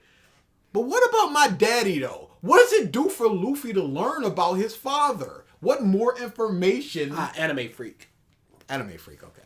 What more information does he get from learning about his dad? What more about the world does he learn? Revolutionary Army going against the government. Oh, okay. So are you saying that he should care and try to contact his dad to try to overthrow the government or something? What does he want from this situation? Like Gon, he could have known who his real mom is from Gang, but he decided not to because he got his mom who raised him. Absolutely. Dragon wasn't there for Luffy. Who gives a shit? He's just some dude. Don't even legit probably to this day don't know what his dad looked like. Freed him from Smoker and saw him off at Logtown, likely hinting at the fact that Dragon was keeping an eye on his progress. Luffy also knows that Ivankov has connections to Dragon. Luffy does not know about that with the Logtown and the Smoker thing. So, No, he does. he does? Yeah, because when Garp first mentioned it, he says... Yeah. And I think Luffy goes, oh, or something like that. He don't care. Why? So wait, why didn't he ask questions back in the pre-time skip? Yeah. No, that's fine because the post-time skip should solve it. Any problems in the pre-time skip, post-time skip should solve it, and it's fine right here and now. And Luffy likes Ivankov. Akainu does as well if Luffy was paying attention and reading into his dialogue, but maybe he doesn't catch that, which is fine. And now we have this Kuma business. All of these events hint at the idea that despite his absence from Luffy's life, there is a reason to this, and Dragon still cares in some way, shape, and form about Luffy. So there's a mystery behind why this is the case. It's very, very interesting stuff. However, Luffy has virtually no response to Kuma's story and couldn't care less. Yeah, like Luffy! That's Luffy's He's character. acting like Luffy. What is you? Are you mad that he's being Luffy? He's supposed to, over his 2 years just of growing up, and just like, now I care about stuff. He's supposed to be sitting there reading philosophy and like, my father. In the Did you woods mention while my learning father? hockey? I don't know what he wants. It is... What? In my opinion, this is an aspect of Luffy's character that is a pro and a con. Normally, Luffy isn't interested in talking about anything at any point in time outside of casual conversation, which is why it's often the case that in a talk with Luffy, the other person he's talking to is normally required to hard carry the conversation to make up for Luffy's lack of personality when it comes to this and lack of care. This plays into Luffy's childlike mentality though, so it's either going to be something that you like or dislike because it's done very intentionally from Oda. He's commented on this numerous times, and it's one of the reasons why Luffy doesn't have internal dialogue like most characters do. There you go. As far as the story goes, however, Luffy's reaction to this Kuma news is in character, and it's consistent with what the rest of the story has been like from the beginning, so there's no writing. But it's just not what I want. It's not my fanfic. It's not. Luffy should have grown up mentally, and he didn't. So it's gonna be one of those two things. Bro, there's 40-year-old dudes out here that's like a Luffy. Mums don't grow up sometimes. He wants Luffy to be like Roger or Shanks. He's already said that. So that's what it is. Issue here. Curiously though, Robin was listening the entire time and seems to be holding information back, which does bring up a different conversation related to this topic. As we know, Robin spent the time skip with the revolutionaries, and she obviously knows more than the Straw Hats, and perhaps even the audience does, concerning Kuma. Dragon was interested in meeting her, so it's almost assured that Robin has met, interacted with, and knows Dragon to some degree, especially considering her positive relationship with Sabo and Koala. In the heat of the moment, you might assume that Robin's silence here would be the beginning of a future plot point or foreshadowing to some kind of event. Luffy's disinterest in Dragon Can it just be her reminiscing on some dude that she liked from the Revolutionary Army without speaking it? The story of One Piece is not over yet. And the story of One Piece is not over yet. What we don't know what Robin knows. She could know as much as Kuma just gave himself up, which is basically what Frankie is saying. We don't know what she knows, so she could. She just thinks Kuma, and he's drawing so much out of it somehow. Dragon could have been something that relates to what Robin has experienced with the dragon and is looking out for. The readers are heading into the time skip with the expectation that what and where the Straw Hats were will have a relevant impact on what they do in this new environment. I never thought that! I never thought where Chopper was is gonna have some impact on the future? Outside of the abilities? Like, random plant island? How is that gonna aid Usopp in the least? In retrospect, I think this can be assessed and determined to be a missed opportunity as it relates to Robin and most characters, if we're being honest. When you head into Dressrosa and come to realize that Sabo is alive, knows Robin, and has interacted with her before, it's questionable as to why Oda even had Robin join the Revolutionaries to begin with, because it has next to no effect on the story and the progression of its events. So far, as of right now. Yeah, I don't know what to tell you, Jack. Its characters. If you're looking for people that have knowledge, it would be the Revolutionary Army, because they're going to be digging into what the government is hiding. So they would have some sort of knowledge about the history of the world. Kuma didn't send her to the Revolutionary Army. He did not. He sent her to some slave island. Wolf. Doesn't really matter what the name is. But they just happened to be there. Could be said that he knew that they would come in. But if that's the case, but then again, that might be the only operation he knew of at that time. So I can see that. Next to no effect on the story and the progression of its events, its characters, and especially in relation to Luffy. I'm not sure why this is the case. As an idea, it was rather brilliant for Oda to separate the Straw Hats the way that he did, because for a story that paints its main characters to be as close as they are, tearing them apart from one another is a fantastic plot device to use in order to make them even closer than they were before. I wonder how the Straw Hats would interact if they were to actually have discussions about the things they've done or seen. Which brings us to the next topic. Pause. Shortly. That's what I always said. There should have been a filler where they just talked about what happened between each other. Yeah, that would have been cool. I would have liked that. But what can you say? I went to a Sky Island and I learned Sky stuff. I would have liked to see Usopp's lies. Yeah, that would have been nice. It was an island full of huge tigers and monkeys, and Luffy just like, oh, just like the island I went to. He's just like, wow, no. Yeah, that could have been fun. But for the most part, it'd just be like, I went to a bird island.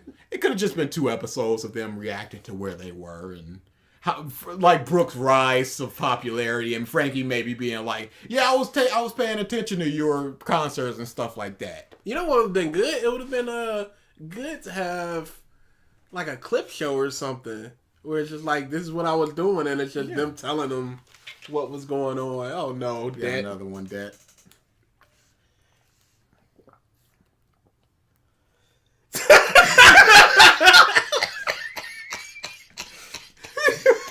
They got him. Just these randos. Sir, we captured the Dark Age. So casual. Sir, that's what Drizzt wants. Why ain't y'all trying? Get it on him. Get on it. After this Kuma reveal, the Straw Hats deal with Caribou's sneak attack on their ship, and there's some conversation about the currents of the ocean, which... Who's Caribou? You're not... Explain or don't. Or don't. Synopsis or don't. Don't do half measures. Because Caribou is very important in the story of One Piece. So do I care or not? Do you care or not? Do I know the story of One Piece? If not, and if I do, why are you telling me again? And if I don't, why aren't you explaining who the Caribou is? Includes some foreshadowing for Vanderdecken, but the unbelievable happens. Luffy and Zoro are standing next to each other on the Sunny when Luffy, of all people, asks Zoro, "So Zoro, where did the bear guy send you?" And Zoro replies with, "Oh, you're not gonna believe this."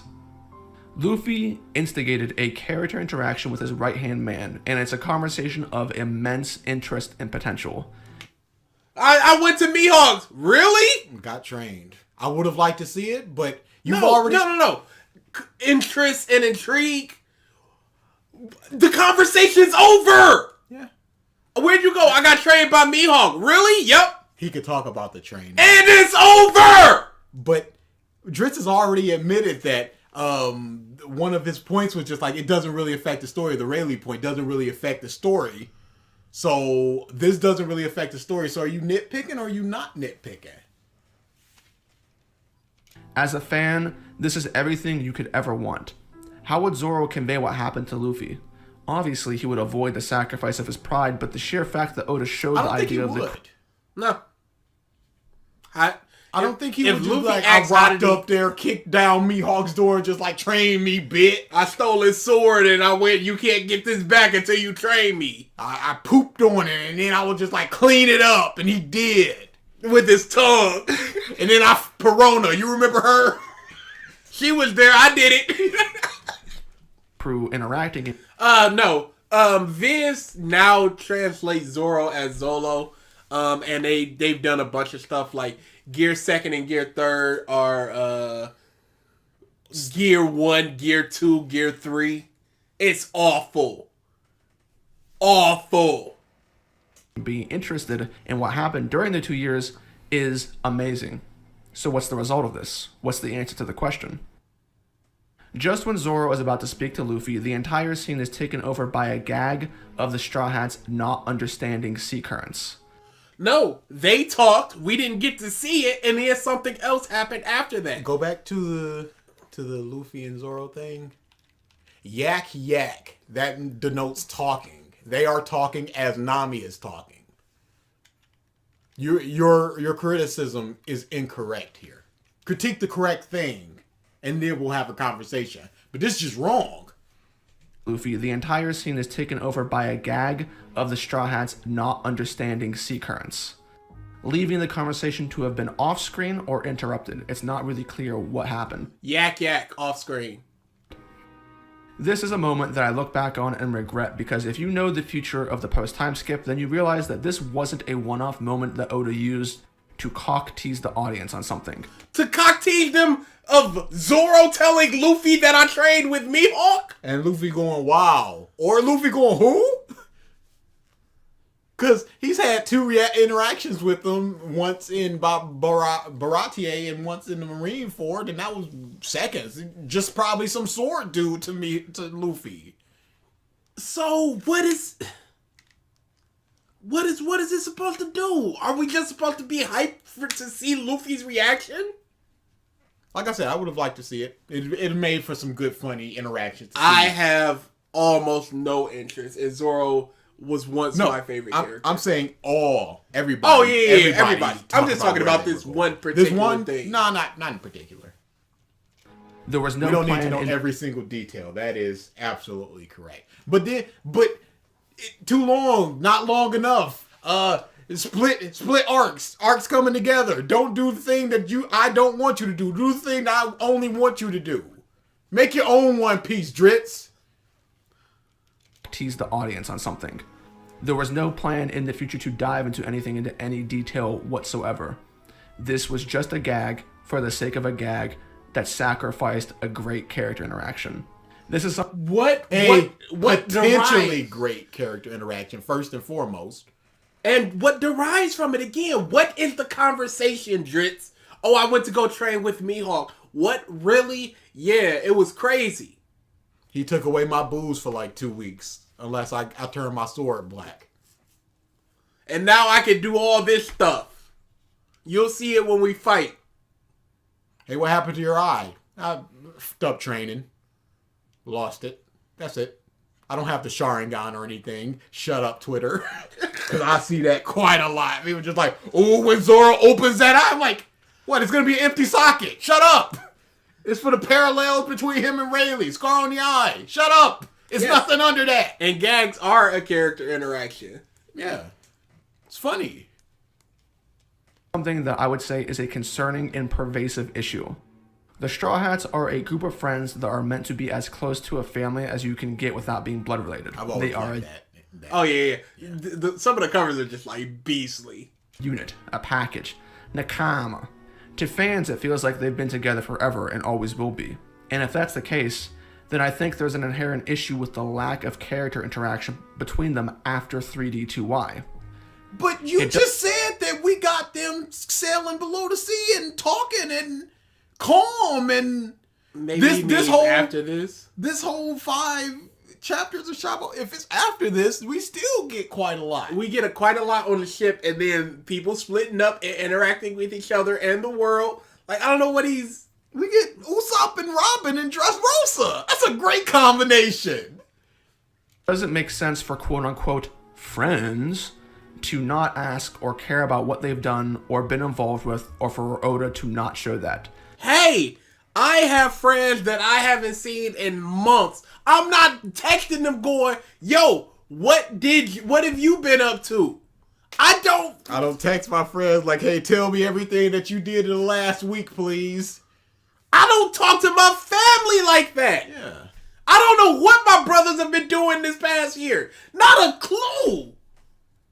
And he has 2 issues here. They should talk, and Oda should show it. Oda can't show every single thing, Drizzt.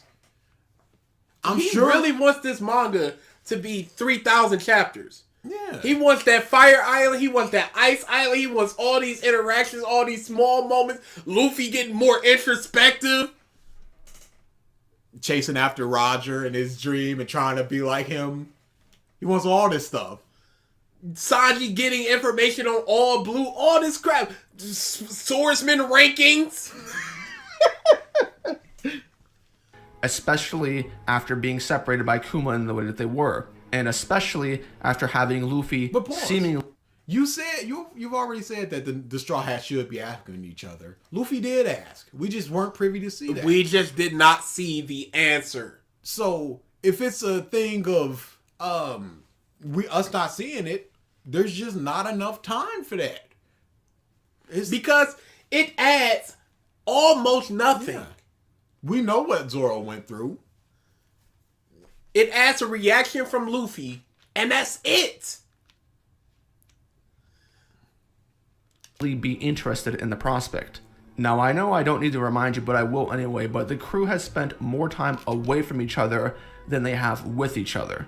But in the pre-time skip, character interactions were something that were much more frequent, serious and casual alike. The pre-time skip revolved around the character arcs of the...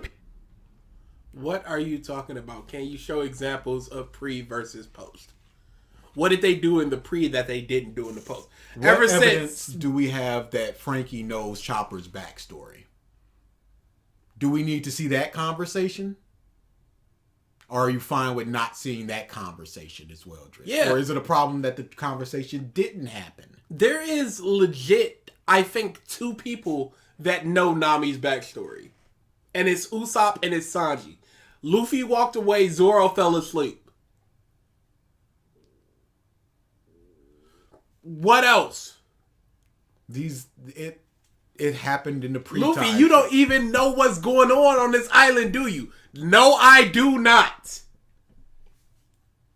I told you to leave, didn't I? Yes, you did. Luffy's gonna do what Luffy wants to do.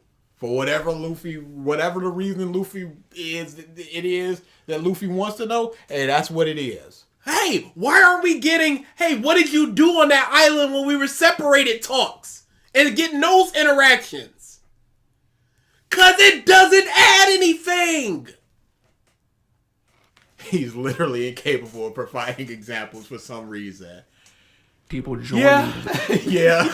the crew. It's not surprising During at this the point. time skip, meaningful character interactions don't really seem to be something that Oda cares about or focuses on beyond anything that's surface level. Oda seems to favor supplementing character interactions with gags so that he can show the same joke a million times over. Gags aren't a bad thing. What character interactions? What are you talking about? What character interactions from the pre-time skip are you talking about? So we can go, oh yes, Oda doesn't do those types of things. Or we can point to things that he has done post-time skip that relate to those types of things. Because you're just throwing out meaningful character interactions like we're supposed to. Means something. Like we're supposed to be like, oh yeah, it's the fill in your blank yourselves. Now you think of a moment pre-time skip, and then you think of all the lack of moments post-time skip, and you just go, well, Drizzt is right.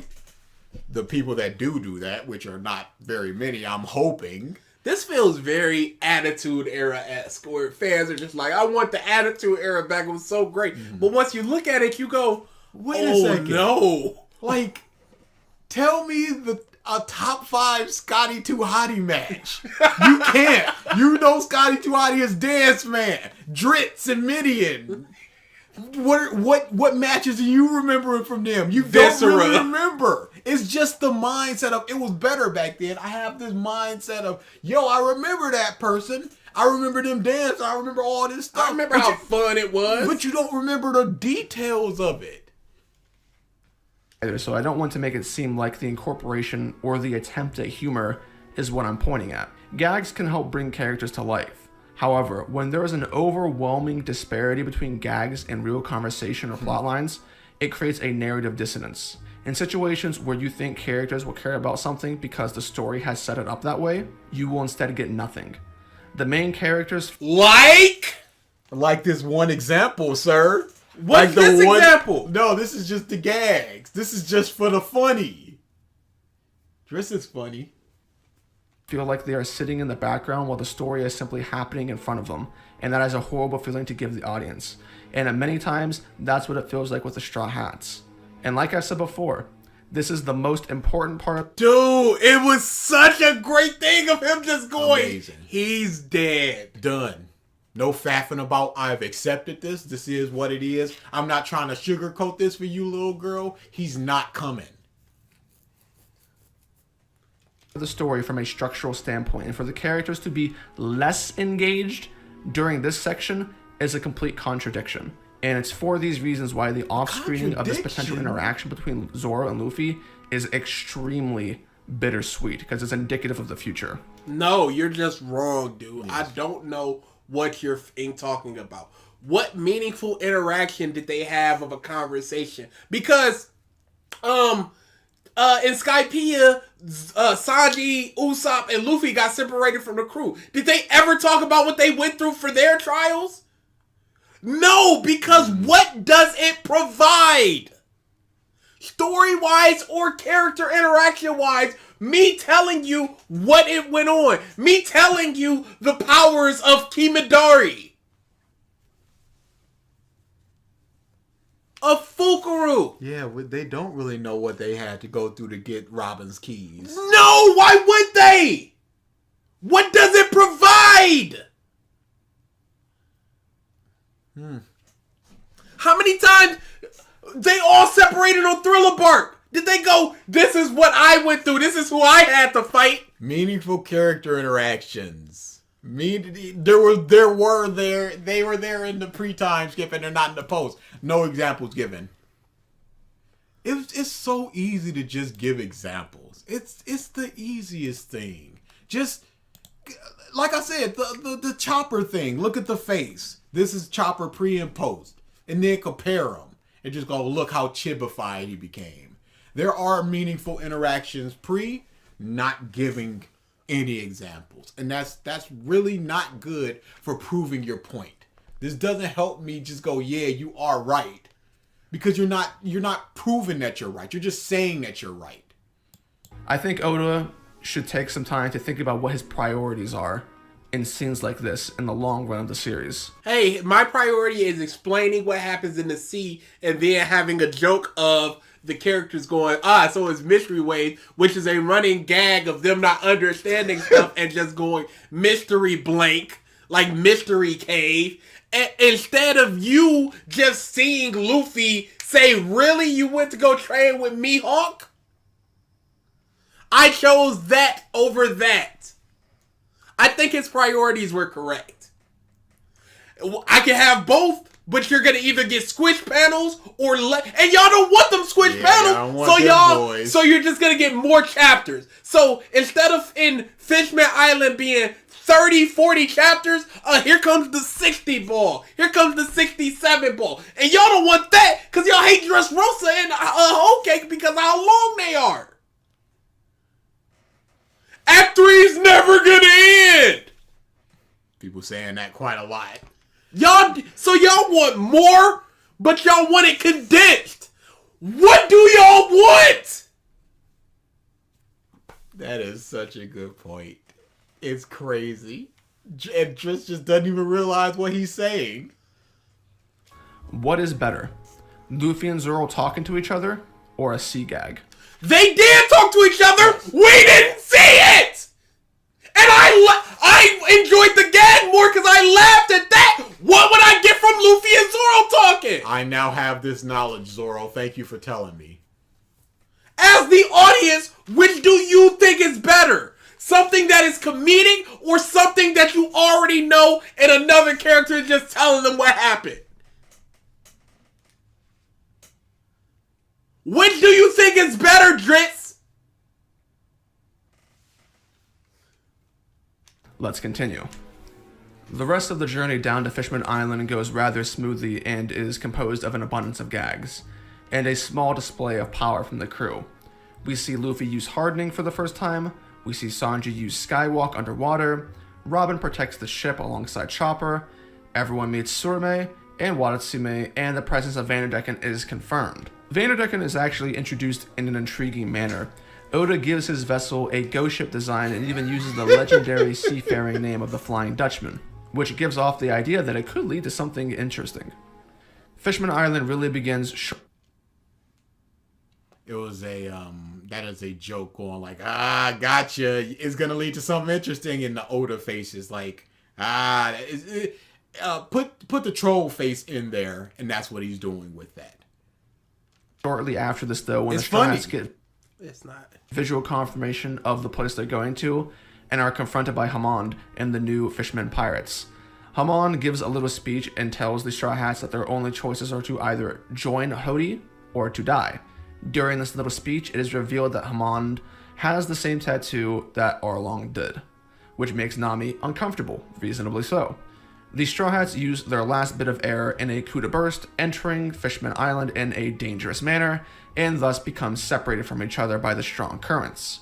Generally speaking, the reason why authors split groups of people up is so that they can incorporate those characters into plot lines that otherwise wouldn't be possible had they been stuck together, or to give alone time so that X, Y, or Z can happen. When the Straw Hats are separated upon entering Fishman Island, they are isolated into the following groups. Group 1, Luffy, Sanji, Usopp, and Chopper. Group 2, Brook. Group 3, Zoro. And Group 4, Nami, Frankie, and Robin. I am going to go through in chronological order the sequence of events that occurs post-separation, but as I do, I want you to keep the following in mind. What is the end result of this separation? Oh my god. What? He's always separated the crew. Mm-hmm. What's the end result of the separation in Alabasta? What's the end result of the separation in Skypiea? What does it do for the story if they're all together? Let's see. What does it accomplish? Alright? That's it? Why'd you have this big old... Accomplish. There's so much empty space. Bring one of them down. Make the font bigger or something. Dude, I legit thought he was going through 4. He's got 2. I like how angry Akaido is. What is he?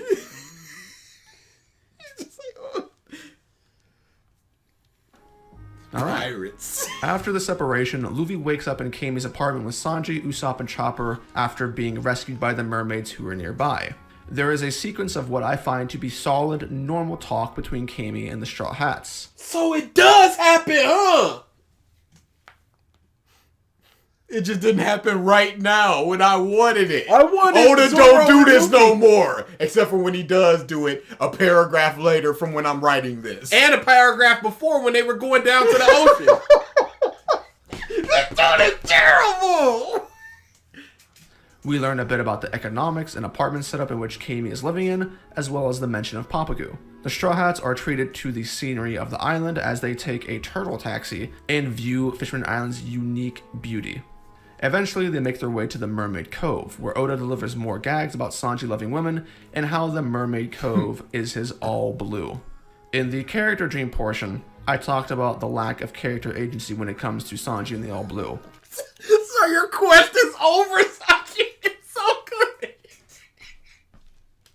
And if you are a person that is invested in Sanji, when he proclaims to have found his all blue, you might look back at this scene a bit sideways, because while this is a joke that isn't supposed to be serious, you could make the same statement towards Sanji's actual dream. It's a joke and isn't serious. Goodness. Do you want him to just be reading books about a fictional fairy tale of a place that no one has ever found? Does he just want a subscription for Fish magazine and have be like, oh man, this flounder is supposed to be in the south, but it was in the north. What could it mean? Is that what he wants? And is he supposed to now go to the north? And Drizzt really didn't explain how he would better implement the all blue stuff. That's another part of the problem. He keeps going, Oda was wrong for doing this. It's all a joke, blah, blah, blah. But he has yet to explain what he would do better. How would you better implement the all blue stuff naturally while taking away as little pages as possible? Because this is a in 5, 6, 7 years from now. Little breadcrumbs every now and again. But you can't spend too much time on something that's a dream within a dream like all blue. This is a joke, Drizzt. Laugh at the joke or don't laugh at the joke. How? Wait, it's like that gif with the dude in the audience laughing and clapping in there going, what the Cause, the all blue. Wait, hold on, no, the all blue. Come on, dude. Apparently you can't joke about your dreams. Apparently not. And if you do joke about your dream, it's just going to open up a whole chasm of just like, wait a second, the entire dream is a joke and everything's a joke and Sanji sucks. If there was any place to start Sanji's journey for the All Blue in the post-time skip, then Fishman Island would have been the perfect place. Why? Mermaids know about fish and fish over here, and then you ask mermaids about fish. While there's an arc plummeting towards you. Okay. While you're actively not wanted there. With the whole mermaids know about fish. Do they really? How far do they go from Is Fishman that Island? racist? No, but how far do they go from Fishman Island? Because they're all hunted. Mm-hmm. So it's Saba, because Kami was just like, I'd love to go to Sabaody one day. All you gotta do is swim up and you can go there, and they were not allowed to go there. How many fish people do we see outside of this rough area? Yeah. How many mermaids have you witnessed? We didn't see people like, hey, we're going over to Water 7 and then there's a mermaid there just swimming by. No, mermaids are pretty rare. So they keep to themselves. So how would they really know about the fish of the world? I doubt it. But Drizzt want them to. Sanji Wait is until Punk surrounded. Hazard, it'll be the worst thing you ever seen. Oh, that sounds really bad. Too bad we're not getting there today. Yep, that's Then probably 2 Fishman weeks Island from now. would have been the business. perfect place. Sanji is surrounded by a culture of people who have been around for hundreds of years, who are sea people that live in the sea. There are 4 seas, a Grand Line, a Red Line, New World. There are like 7 to 8 oceans. And they've been around for hundreds of years. So have humans. And humans have developed the technology that the fish people do not have. And how could you, what's the conversation of just like, hey, all the 4 seas, where do they meet? It's like, what do you mean? It's just water. It's just land up here, land down there. It's all water. How does a mermaid denote land and altitude and longitude and all this other stuff? How do they tell that stuff? It's all just water to them. So if they see a fish, they're not going to be like, yo, that fish should be over there. And if the fish should be over there, it's like, oh, the fish just swam over here. What does he want? I don't know, man.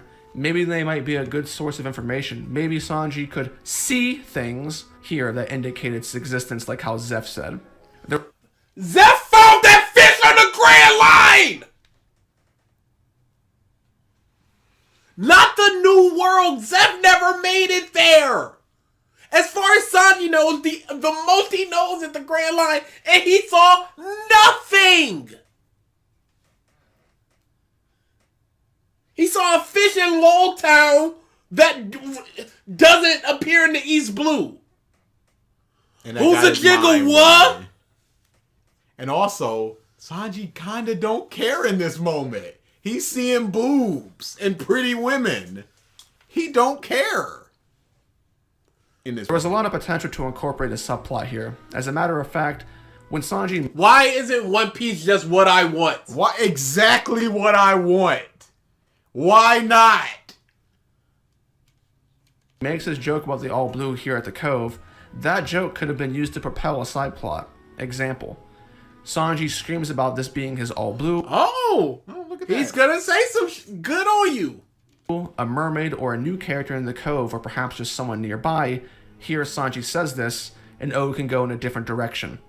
It confuses me as to... Okay, that was terrible. This is kindergarten writing of somebody could hear him, and then it just goes from there. Oh, all blue is funny you say that.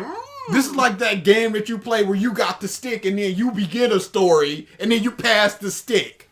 It's like somebody can hear it and pass the stick to somebody else, and then something could happen. What could happen there, Drizzt? Almost. How Oda didn't even think to include Sanji in anything meaningful in this arc.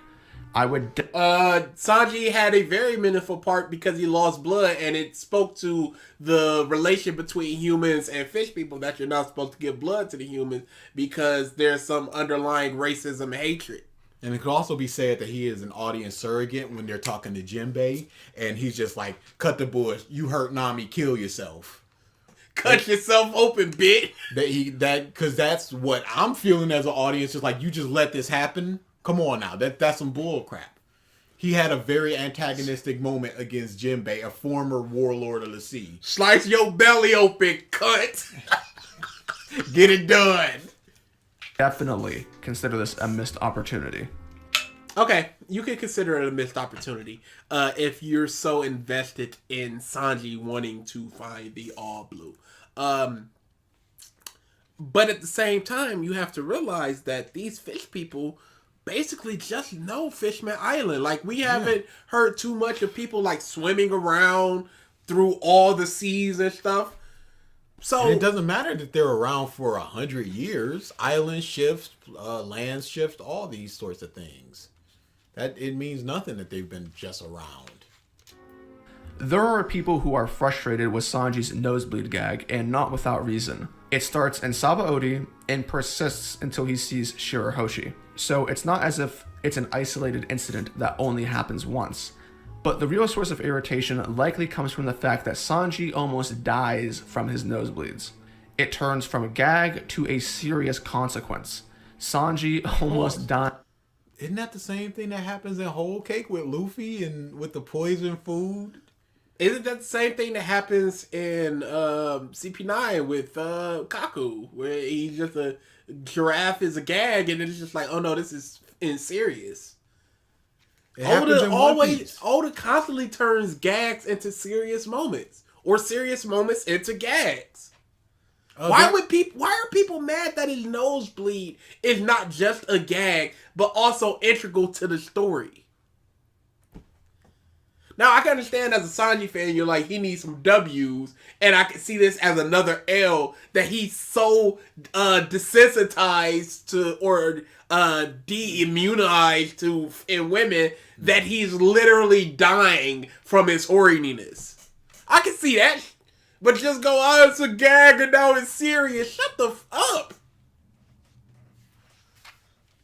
Jinbei could have did more, Chris. You shut your mouth. Jinbei could have done more. You just go, yeah, he was a former. We were on the same crew. I was his captain, and we were on the same crew. I kept tabs on him for a while, and then he just went away.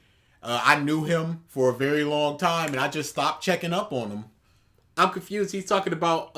He's only talking about All Blue, but not Laboon. Brooke could legit just turn around and go see Laboon. Laboon. But he made the promise to go over the thing and see him there, and that's what he wants to do. Within the story at the first island, which, if you are reading Fishman Island, it is impossible to care about Sanji literally almost dying because of the manner in which this has happened. Oh, no, it's not. It's a funny thing. It's like, oh no, it's not funny at all. Dude, Chopper's so frantic. I wasn't like, oh, but it's a nosebleed. I'm like, oh, who's gonna give him blood? If you see somebody just like falling over drunk at the party, got the lampshade on their head, they're dancing with their pants around their ankle, you go, oh, that's funny. He's like, that dude got a serious alcohol problem. But you can say that's funny, and then they break their leg, and it's like, well, he broke his leg because he tripped on his pants that was around his ankles. You're not going to be like, I can't take it serious that he broke his leg because his pants were around his ankle. You go, holy, he broke his leg. Now this thing is occurring. Combine. People forget Straw Hats can grow their teeth back with milk. It's not just Brooke, it is Luffy as well. This with the fact that there is no real substance with Sanji in the entire arc. Could have went to any island, honestly. Yeah, but the thing is, Jinbei knew that Arlong hated humans. And for him to just leave him, not keep any type of tabs on him, to his own devices, knowing that fishmen have 10 times the strength of humans, and Arlong is a particular brand of fishman, and he's probably even stronger than that. So he can just run through a whatever level city and just take it over, and he just didn't keep tabs on it because, Arlong paid off the Marines to just tell them that everything was cool. That's not even if you think everything's cool, how do you not like let's just say we're at war and we win a war and there's leaders of the other world that were very against us. How do we as the winners not keep tabs on those leaders in case they try some again? Mm-hmm. You know what Arlong is. You know he has not changed. Even if you get no news, how do you not have tabs on him? As a warlord, how do you not have the influence to go, I want this over here. I want somebody on Arlong give me reports. That's all. That's the issue. Yeah, the whole thing with the Marine on... He was like the Marine for that quadrant of the East Blue, so he was just like, nah, everything's cool. But if it was specifically for Arlong, there could be something there, but it's just Jinbei not giving a With the fact that there is no real substance with Sanji in the entire arc, it's understandable why people become frustrated. Those silly situations are only as entertaining as what you get out of them, right? Almost killing Sanji... I'm sorry, that panel of Don't Remember is funny. I don't give a... To introduce the blood transfer plotline, which ends up being solved by the Okamas, which is yet another trolling of Sanji, isn't the best way to get people to like what happened. Pause. Which brings us... But it introduces the whole concept of fishmen not giving blood to humans.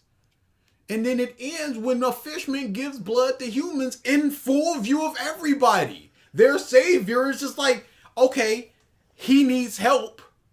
Somebody help him. But you still got those prejudices of, it's a human and stuff like that, even though he's a savior. And then it ties up. But this is the introduction. How do you introduce that? Here, with a joke. Back to the story at hand. After Sanji faints from blood loss, Luffy engages Hammond and Hyozo in a short bout and Kami steals the royal eel, thus making an escape from the scene, leaving the princess baffled and regretting that they couldn't give Luffy Jinbei's message. The Straw Hats find some reprieve in Madame Charlie's shop, and Chopper deduces that Luffy was poisoned. This is when Usopp and Chopper find out that Luffy developed an immunity towards poison due to Magellan. I'm sure this will be relevant in the future. It might be Why? Actually, it was a little relevant a couple times in the future.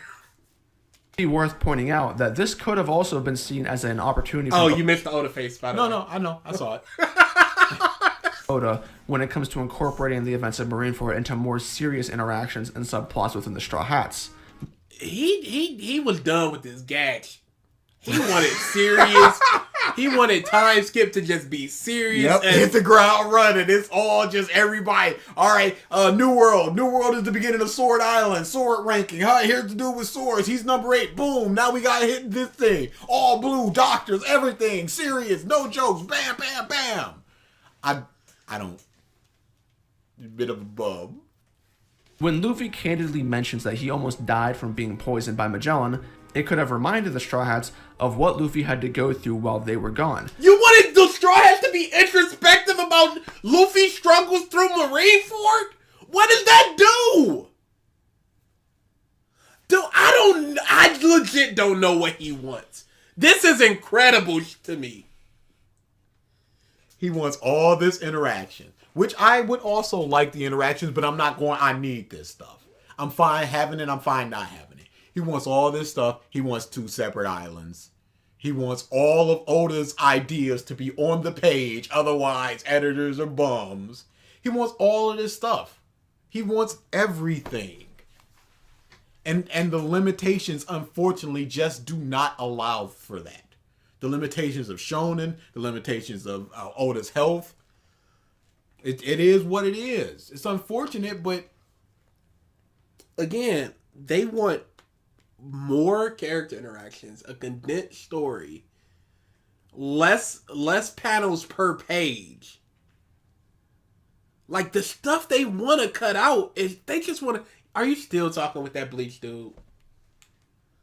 Are you dude? You realize we're gonna get a renewed vigor because of Bleach being so popular and it's coming back and it's the #1 trend in the U.S. and all this. Unfortunately, we're gonna get renewed vigor of just like these bums bad mouthing Bleach. So, somebody just goes, we did the Bleach thing, and I go, it's one of the basic normal comments of, hey, everything y'all said was wrong, and I timestamp just like, DBZ Imram is praising Ichigo for being relatable for somebody being passed away, and you know that feeling. And then somebody comes in, it's like, so Ichigo is still relatable because of that, like other characters. He never said that other characters didn't lose anyone and isn't relatable. And I go, true, but he's using the point as a point of praise. It would be like if he said Ichigo doesn't elbow drop grandmothers. No good characters do that except for Yusuke. So having it being a point of praise means nothing. And he just goes, so Ichigo doesn't deserve praise for that?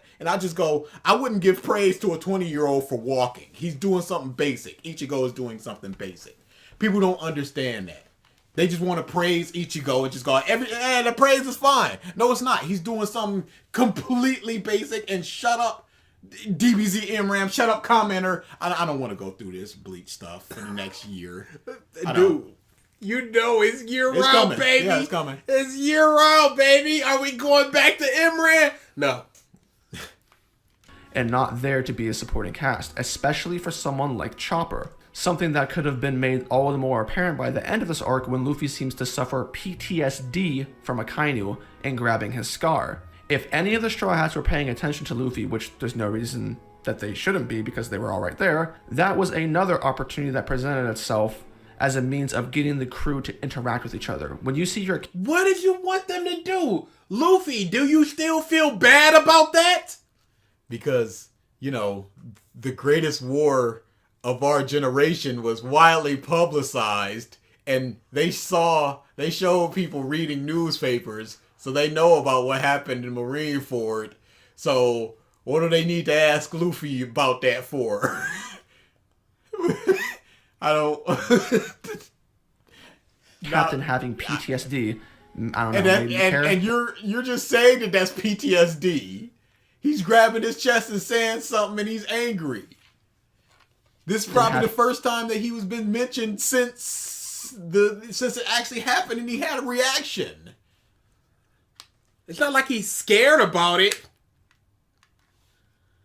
the crew to interact with each other. When you see your captain having PTSD, He's not having PTSD, crap. It's just with Akainu. What's PTSD about that? I don't know what he's doing.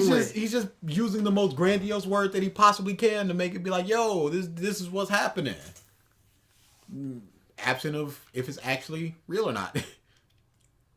I mostly respect Sanji. There's some things that I'm just like, I don't know. Maybe you care, Pause. maybe not. Who knows? You think? Do you think that the Straw Hats don't care about Luffy? They gave up their in dreams basically for this man.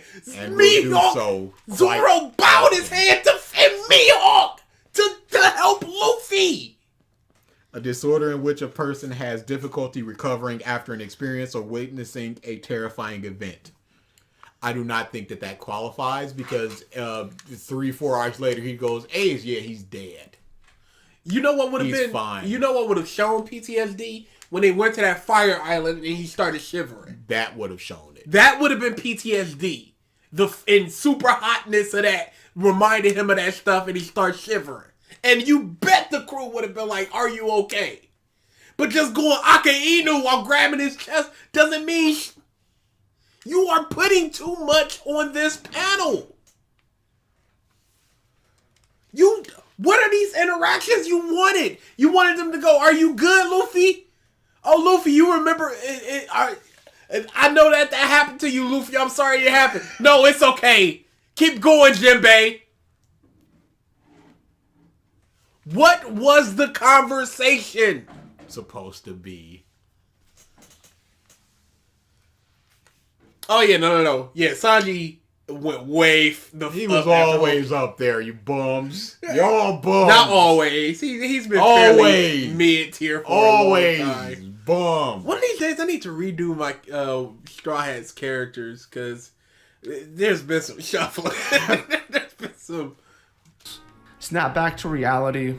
We have there goes Charlotte, gravity. a well-designed shark mermaid with an interesting ability to see into the future. An ability which causes drama as she catches a vision of Luffy destroying Fishman Island. Luffy and the gang continue... Do I need to read the... as she catches a vision of Luffy destroying...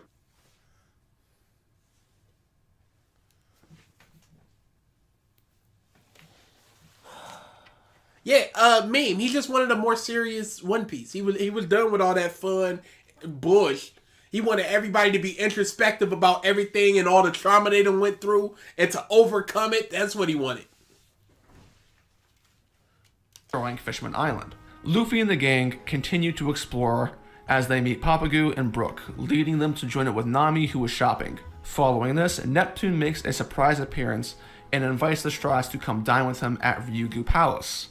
Leading up to this point in time, which has only been a handful of chapters. Why? I did this synopsis.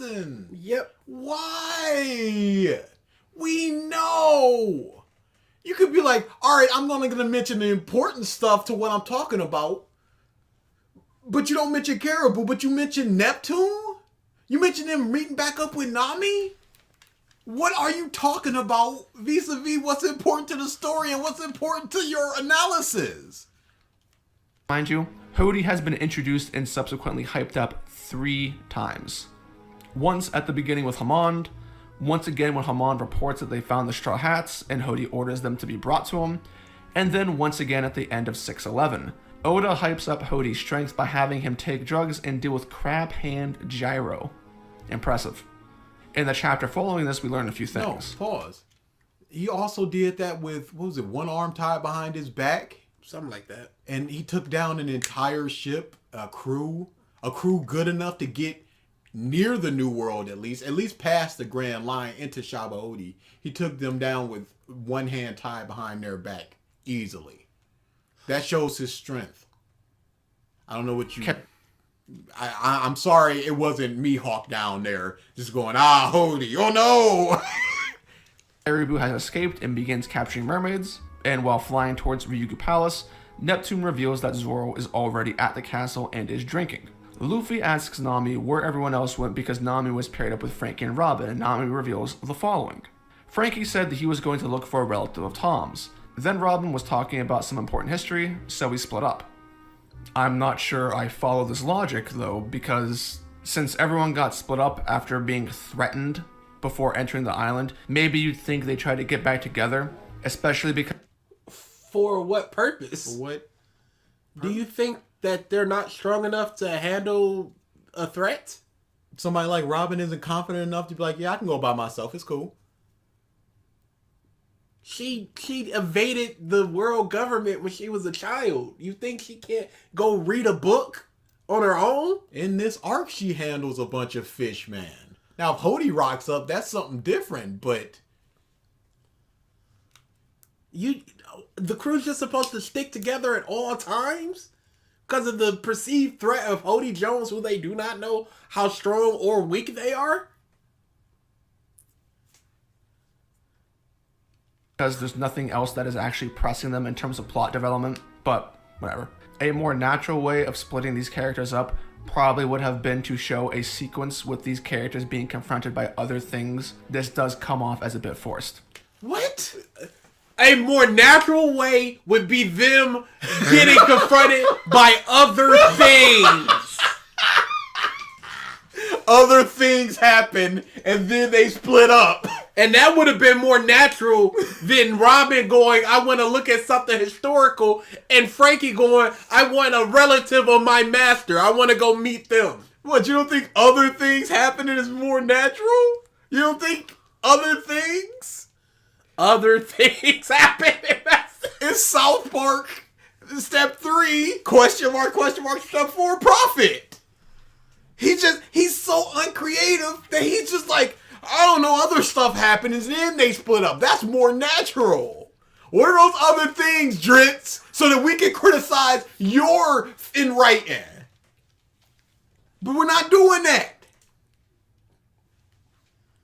Nami and Usopp talk to Neptune about sunlight underneath the water, which is actually a pretty good conversation. Usopp writes down on a note to remind himself to talk to Frankie about the Eve tree because it reminds him of the Adam tree. I'm sure this will be important later on, and Usopp would definitely talk to Frankie about this on screen.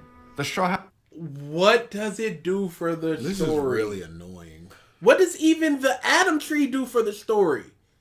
It's just the ship that, it's the same wood that Roger's ship had. The Oda face is getting real annoying. Real quick. Hats arrive at the palace, and then, as we know, Luffy runs off chasing the scent of food and finds Shirahoshi. Outside of the Fisher Tiger flashback and the epilogue of the arc, including the blood transfusion with Jinbei, this is what I would say is the next best section. Shirahoshi engages in a nice discussion with Luffy, and I find her to be an endearing character when paired with Luffy. Shirahoshi embodies the archetype of the childlike princess trapped in the castle, knowing little of the outside world, while desperately wanting to see more. What Shirahoshi really wants is freedom, and conceptually it's great to balance that with someone like Luffy, who is supposed to value freedom above all else. Luffy is a strange and confusing being to her, and is completely foreign. But despite Luffy's rudeness, it's something that Shirahoshi secretly yearns for, because she doesn't get to talk to basically anybody, which is why whenever the guards come in, she doesn't inform the guards of Luffy being there and wants to keep talking to him. When Shirahoshi starts asking Luffy if he's ever seen the sun or trees, I think that's when everything comes together and you fully see how Luffy and Shirahoshi make for a good conversation and theory. Shirahoshi's lack of freedom prompts Luffy into wanting to give her what she wants. During this discussion, we get a transition over to Vanderdecken for the first time, where he proclaims his love for Shirahoshi and then throws an axe. Try to keep Vanderdecken's motives in mind, because they get very, very confusing as the arc progresses. The axe is stopped by Luffy, and Luffy manages to convince Shirahoshi to go on a walk with him after promising to protect her. Meanwhile, the Straw Hats get blamed for all the hubbub going. Dude, this is unbelievable. Really bad. He is literally talking. This does not need to be 6 hours. Cut the stuff that is not important. But he wants Oda to and be. It's funny how that works. I don't see why you want Oda to be so concise. Okay. With all of his work, with all of his actions and words and everything that. Why does this need to be here?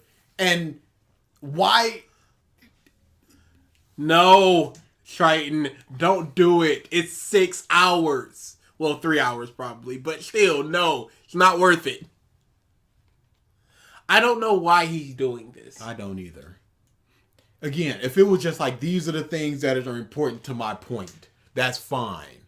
But just going plot point by plot point, skipping over so much, and giving little snide remarks every now and again, no. Only talk about stuff that you have a problem with. If you have a problem with some, like the Kuma thing, you go, yo, the Kuma protected and stuff, all that stuff. You can do that just to talk about what it means that the Revolutionary Army isn't interacting with Robin and all that. That's fine. But all this stuff, what does this mean? You're just saying what's happening. Yeah, they are super annoying meme. On in town with Caribou, and Neptune is about to take action when Zoro comes out of nowhere to stop him, revealing that he freed himself from prison because he heard fighting. The scene transitions to show that Vanderdecken and Hody Jones have now teamed up, and Oda once again hypes up their goal of destroying the Royals. Oh boy.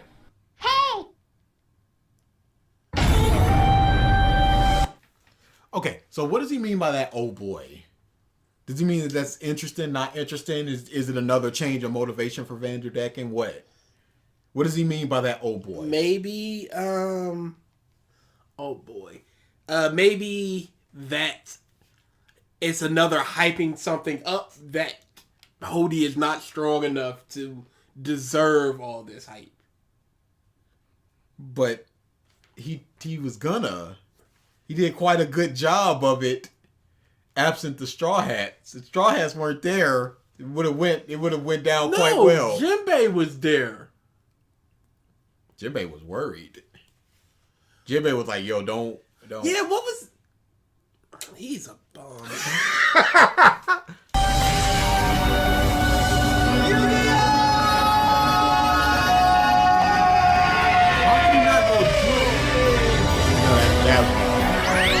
There's no way.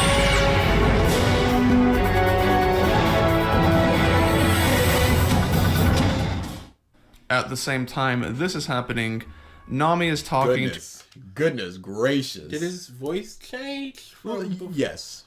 It definitely got deeper. Probably got a new mic. Don't go back. It's fine. Kind of want to the group, and the Minister of the Left mocks the fact that Nami has no understanding of how the log poses and magnetic forces work in the New World. I do not know why Oda incorporated this in the manner that he did.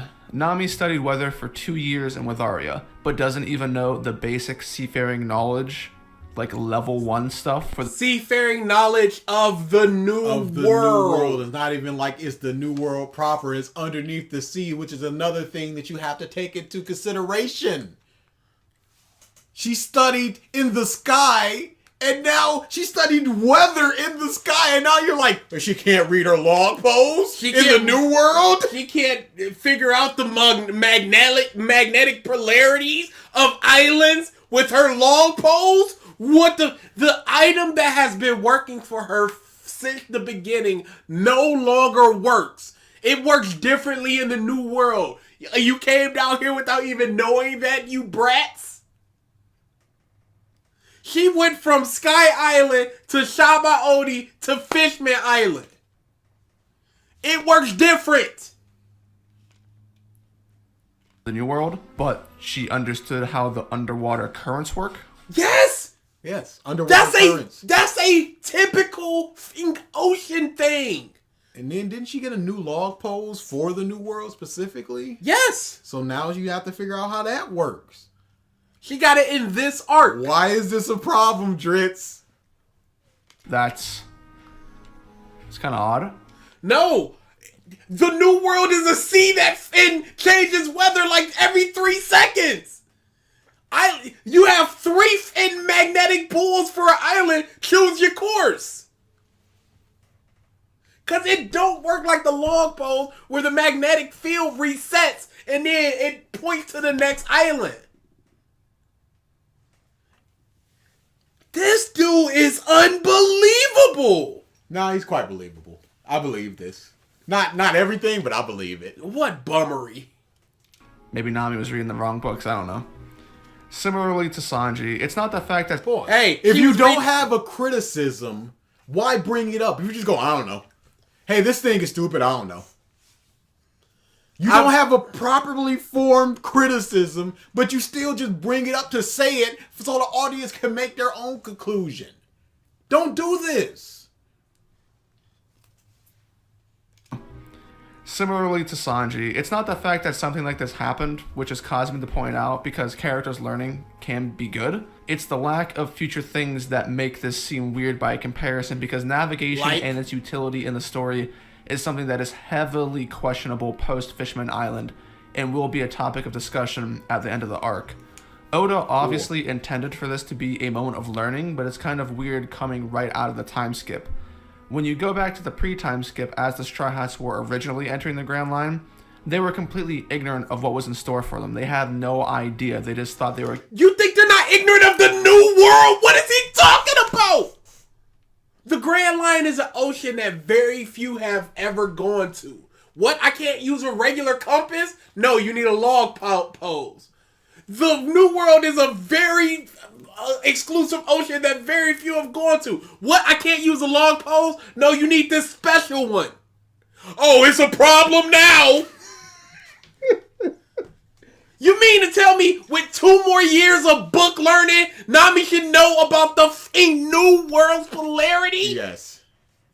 But Everything about it. In the 15 years she was sailing on the sea, stealing from pirates, she didn't know about a log pose? And that was cool. This dude is unbelievable. going on an adventure. All they had was a map and that was it, which is why the talk with Crocus was important.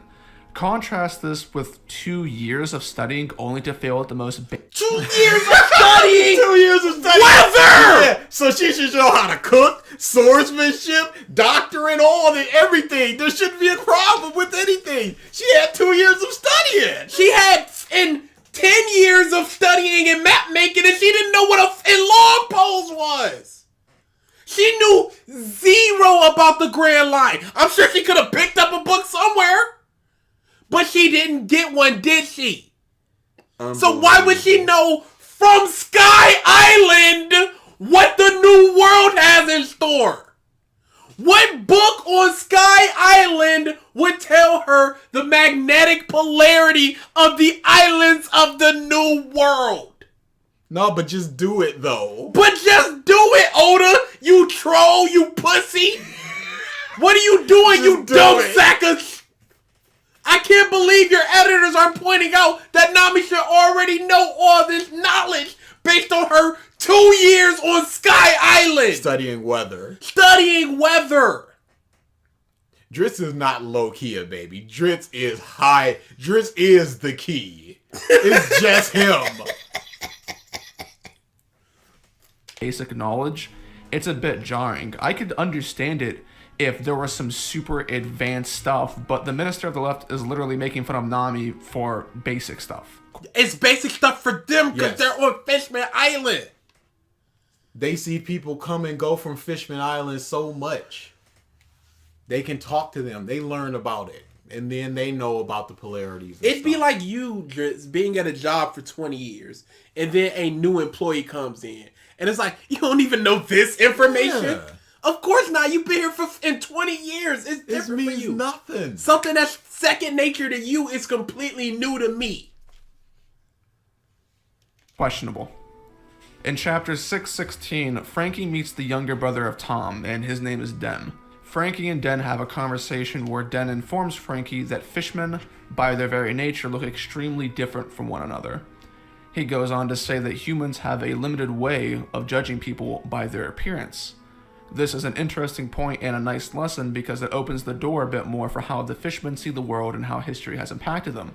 The oddity with this entire subplot is that it doesn't really do much at all and doesn't make use of Den's lineage. Okay, so it doesn't do much at all, so we shouldn't have it.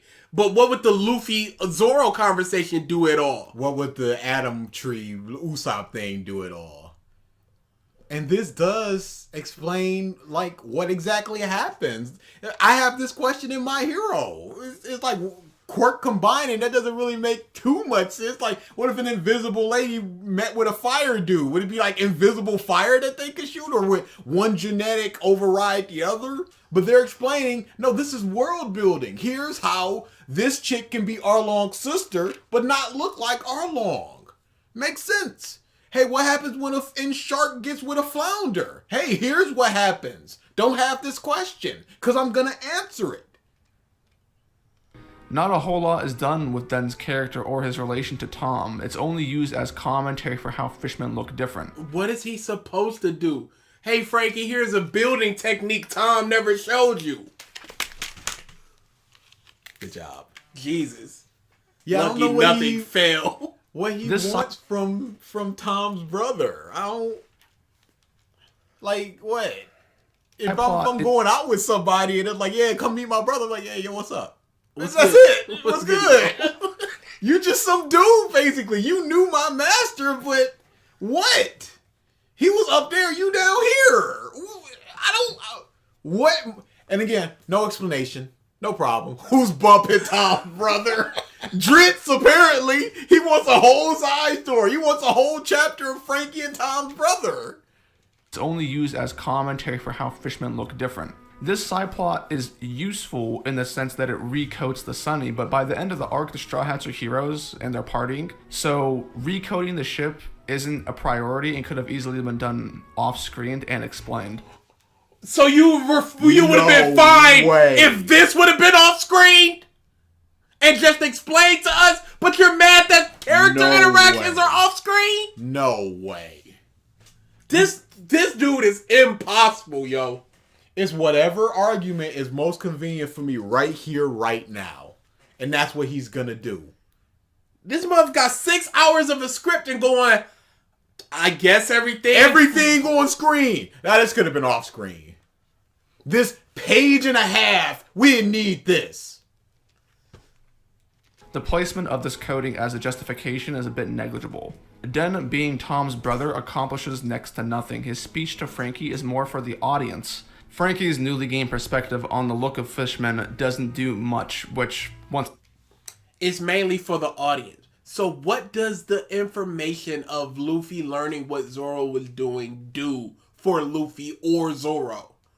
It's just for you, the audience. Whew. Yeah, legit. I'm about to hit a DA thing of there will never be a worse than Drizzt. That might be true. This is unbelievable bummery.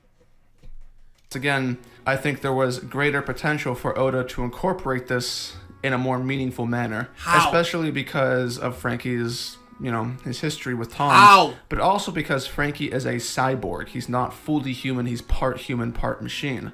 No, he's fully human. There is no classification for cyborg. He's fully human with machine parts. Yes. Have a seat.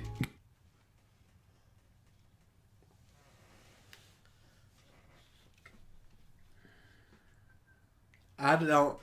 Does he think he's funny? Does he think that's I hope comedy? he at least thinks he's funny. Because What?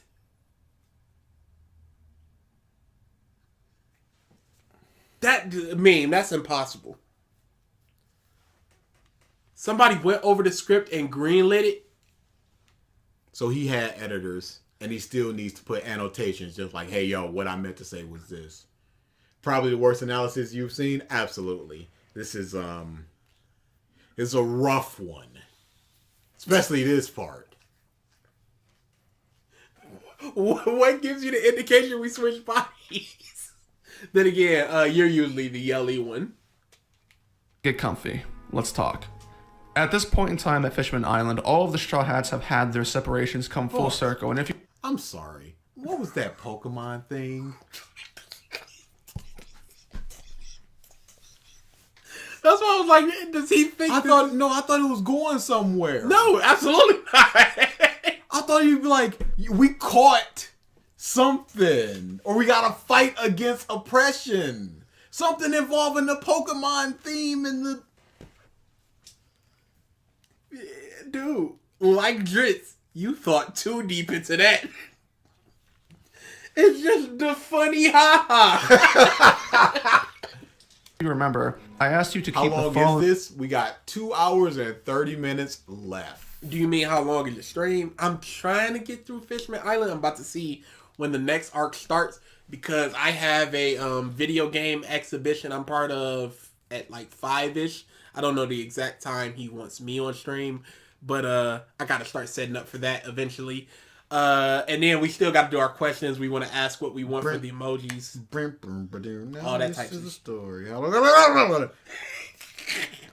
Fishman Island ends at 3. Is it over? Oh, subplot discussion. Hody Jones, Shirahoshi, then Punk. So, Fishman Island ends in about an hour. Ooh, yeah, no. We'll probably hit... Absolutely not. We'll probably hit another 15 minutes, do questions for about 40 minutes or so, and then... 40 minutes. It's going to be 30 minutes, and then I'm out. You remember, I asked you to keep the following in mind as I went over the events in chronological order. What was the end result of the separation, and what did it accomplish? No, we should probably get Let's review what the results because we were. won't remember the end results in this discussion. Sir, this is from 3:30 to 3:55. You want This to is get 25 all right? minutes. This is a perfect part to stop. Then what was the end result? What does it do? Let's just stop right now. Get ready with the questions. Do we have any homework? I thought we were saving all the homework. Oh yeah, saving all the homework for the giant fan stream coming in. 2 weeks. So yeah, get ready for that. If you have ideas for emojis, emoticons for members to use for streams and stuff, and through our channel, please let us know. We want to do something with bums, but we don't know precisely what we want to do with bums. It could be a butt, it could be a trumpet going bum, it could just be the word bum, it could be an actual bum person. We don't know specifically. We're gonna get 5 Once we hit 5. Once we hit more than 1. Oh no, I thought we get 3 to start and I thought it was 4 to start, and then 5 with 0 to. Let me check. yeah. I'm forcing Gavin to watch Ruby, and he's forcing me to read Fire Force. Who's getting screwed over? Fire Force. You are Triton. You don't know that. I hear that Ruby has good parts. It absolutely has good parts. Dude, After volume 5. You can't get through 4 chapters of Fire Force. It's rough. It is rough. And it only gets worse. This I'm reading now. I finally caught up in it. I was like, are y'all really doing this? And there could be something there with the perception of... do you care about spoilers? Yes. For Fire Force? Yes. Okay. Then I'm not going to say anything. Anything. Because I need to get through it. And I want You want it punched in your face? Yeah, I want it to be natural to be like, instead of expecting, oh my goodness. That's fair. That's fair. So yeah, I'll say maybe Judge Hammer knocking with the sound bomb. That's not bad. Where was that? Where was it? I had it. It was there. What are you looking It was for? a handy list of how many you get from to start. A very handy list. Favorite body discovered in Danganronpa? Are we going to questions thing? We're doing both. We're doing I'll remember that question. No, are we in the questions thing? Yeah, absolutely. We're Yeah, done. put that stuff up then. Oh yeah, that stuff. Yeah, we're done with this video for now. Future me 3/31/04. I already mentioned it. The word bum with the hand pointing at the screen. That's very good. I'm not very creative. And that was a good suggestion though, Avery. Yeah, we'll talk about the Danganronpa thing. Where was it? What did I use to? What combinations of words? Either way, we're getting 4 to 5 emojis. So just think of some, y'all. We're gonna get there.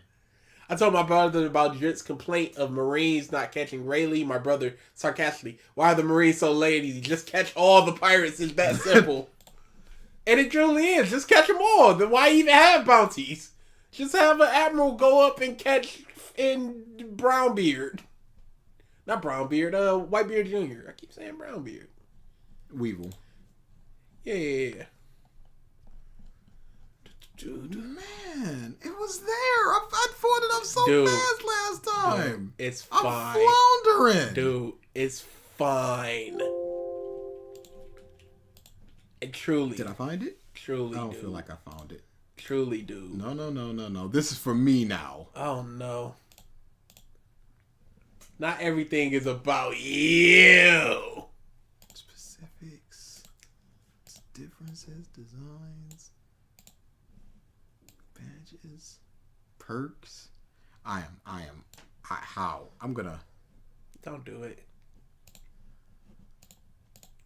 Policy? No. Yo, we get 4 to 5, so just let us know. No, we don't. We get. This is ridiculous. Yeah, I don't care. We'll put up the Hitler one. I don't care. Drizzt did.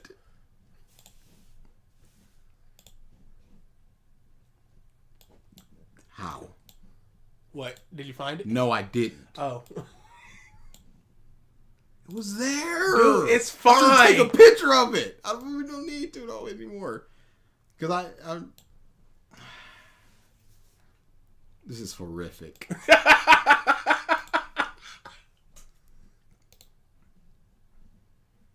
Dude, I'm telling you, it's cool. No, shut up.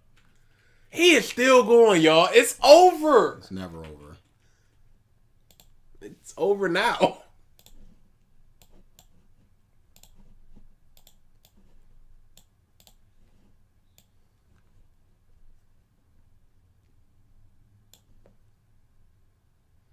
Nah, that's a big one. We've already seen that one. So I'll take that one away. That Moon Isaac was new. I thought the Moon Isaac Jr. was No, done it was before. not. That is a new Moon Isaac Jr. Okay, I'll put it back up. I just need to have these two at least somewhat next to each other because it's too good.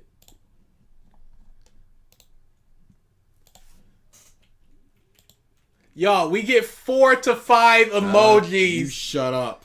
and he's just wasting shut time. up. There it is. My goodness, I'm taking a picture of this.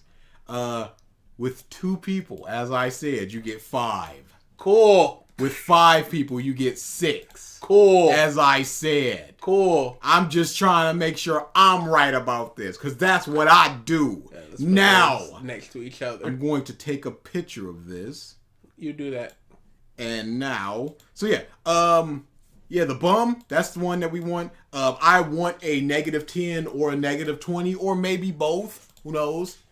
That would be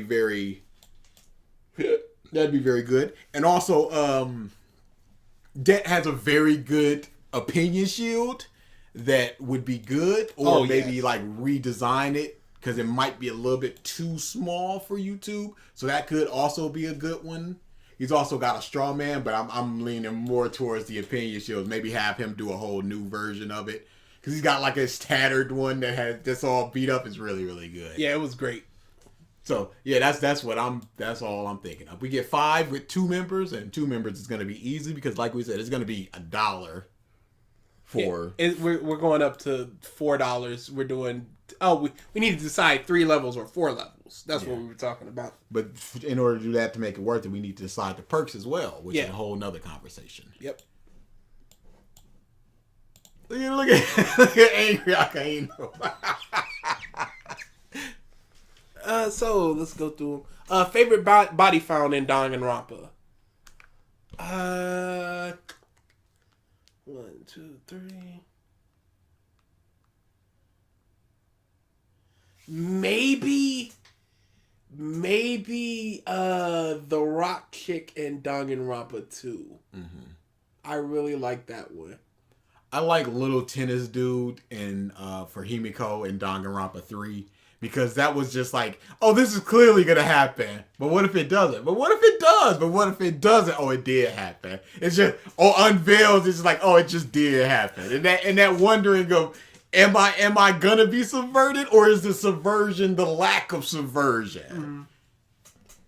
So that's always a good one. Yeah, I might come back to that question someday. Already mentioned. Talking about brother. Oh, here we go. Homeless Squidward in a cardboard box going spare buzzwords, man. That's pretty good. I don't know if it would fit in an emoji though, but that's a good one.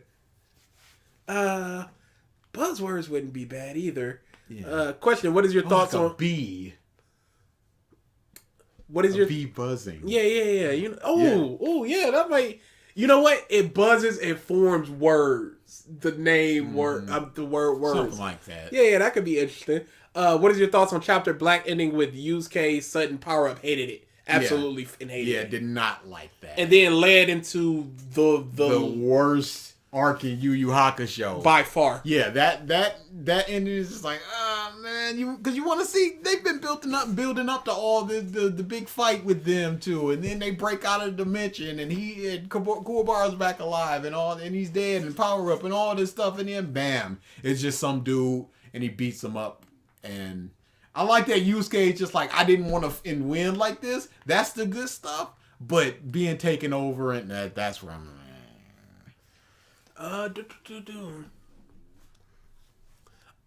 Imagine DA reads Fire Force and says it's the best thing he's ever read. What would your reaction be? It would be very difficult for that to happen where I currently am, because I do not feel like that, and I don't see myself ever feeling like that, because I like exactly uno characters. And that's not a good thing when I literally did not know that two female characters were different people. Because not only are their names so similar, they both got black hair. When they stood next to each other, I'm like, well, their facial features are very, very similar. Their names are the same. I'm just like, oh, it's just a muscular girl, and that same girl is just like the pervert, oh no, shirts open girl. And that was just my mindset. And then she was. It was when they went over and they were like, oh, there's these three people that and one of these three people are one of the people that got the bugs. And then the muscular girl, she's inside the gate, and then they turn their head, and outside the gate, a little pervert girl comes up. I'm like, wait a second. And then I had to look at them, I'm like, are these two different monsters? Because it's Maki and Tamaki. Yep. So I'm like, oh, some people just call her Tamaki, and some people just call her Maki, just to shorten it. So I'm like, it's just one character. Why would you name characters so similar, have them both have long black hair, have them both, one of them in pigtails, one of them's in a ponytail. They're both in a big coat, so I'm like, I can't even, like, that's always the muscular girl. It's terrible. How far are you? Where did I stop? Did you meet Hibana yet? One of the other captains. I met the black chick captain. Yep, that's Hibana. I went past that to the arc where they were just like, one of these three people have the bug. Dude's arm was cut off. So Joker's apprentice is just like, yo, I'm part of Squad 8 now. Here I am. I'm away, and I just like, no. I'm quite done, Fire Force. But there's so much more. I can't wait. I'm drowning. Because I want to talk to you so bad about some stuff. It's going to be a while. I know. Because I will read one chapter, and then the next chapter I'll be like, just sort of like half read. And then the third chapter I'm on my phone, and then looking over, and then on my phone, and then looking over. It is the lack of attention that I'm paying to this is astonishing. It is not catching my attention whatsoever, and I don't know why. It's never happened like this. It's never been so much where I'm like, I can't focus on this, and I don't know why. Maybe because it's not bad yet. It's just so boring. It's just I'm getting nothing from any of these characters. Remember when I was saying with the first season of Fire Force, I said it looks good, but there's almost nothing there. That's precisely what it is. And like I said in the Discord, first thing is just like, right after he joins, like, oh, there's a tournament. New captain. No, we gotta fight her. Oh, that captain and the sister, they grew up together. And right after we establish a connection, we're gonna mention their whole backstory. It's like it's foot on the pedals. It's too fast. Hey, I like it. We don't need catalyst stuff. I liked her when she wasn't just in fawning over homeboy. Yeah. I liked her when she was just the sassy lick my boots, stepping on a row of people with heels and just don't you react. I like that. But then she's not that anymore. And I don't like that. Hey. She don't get back to that. This is her now. I hope you like them box lunches. I hope you like her just being around them. And just being a person. Fire Force is draining my living essence every time I read it. Factually. Good. Not spoiling, but I've seen people say No Way Home is the best Spider-Man Marvel movie of all time, and I do not agree at all. Really? I feel like a lot of people are feeling that this might be one of their, if not their very first movie back in theaters, and people clapping and applauding. It's going to be hype. It's the experience. All the Willem Dafoe and Doc Ock coming back. It's a big hype. You got Doctor Strange, dementia stuff. It's a lot of hype surrounding it. People need to walk out. They don't need to have a microphone shoved in their face or tweet immediately. Just go, this is the best thing ever. No, they need to stop, think about it, and then have their reaction. You say we're seeing it tomorrow, by the way. Yeah, you say you're so close to saying he is the worst, but we haven't gotten to the worst part. Oh no, for Drizzt. I don't. No, there could be. I don't see. You know what? Oh, thank you for stopping me. Yeah, he just threw Hitler on screen for fun.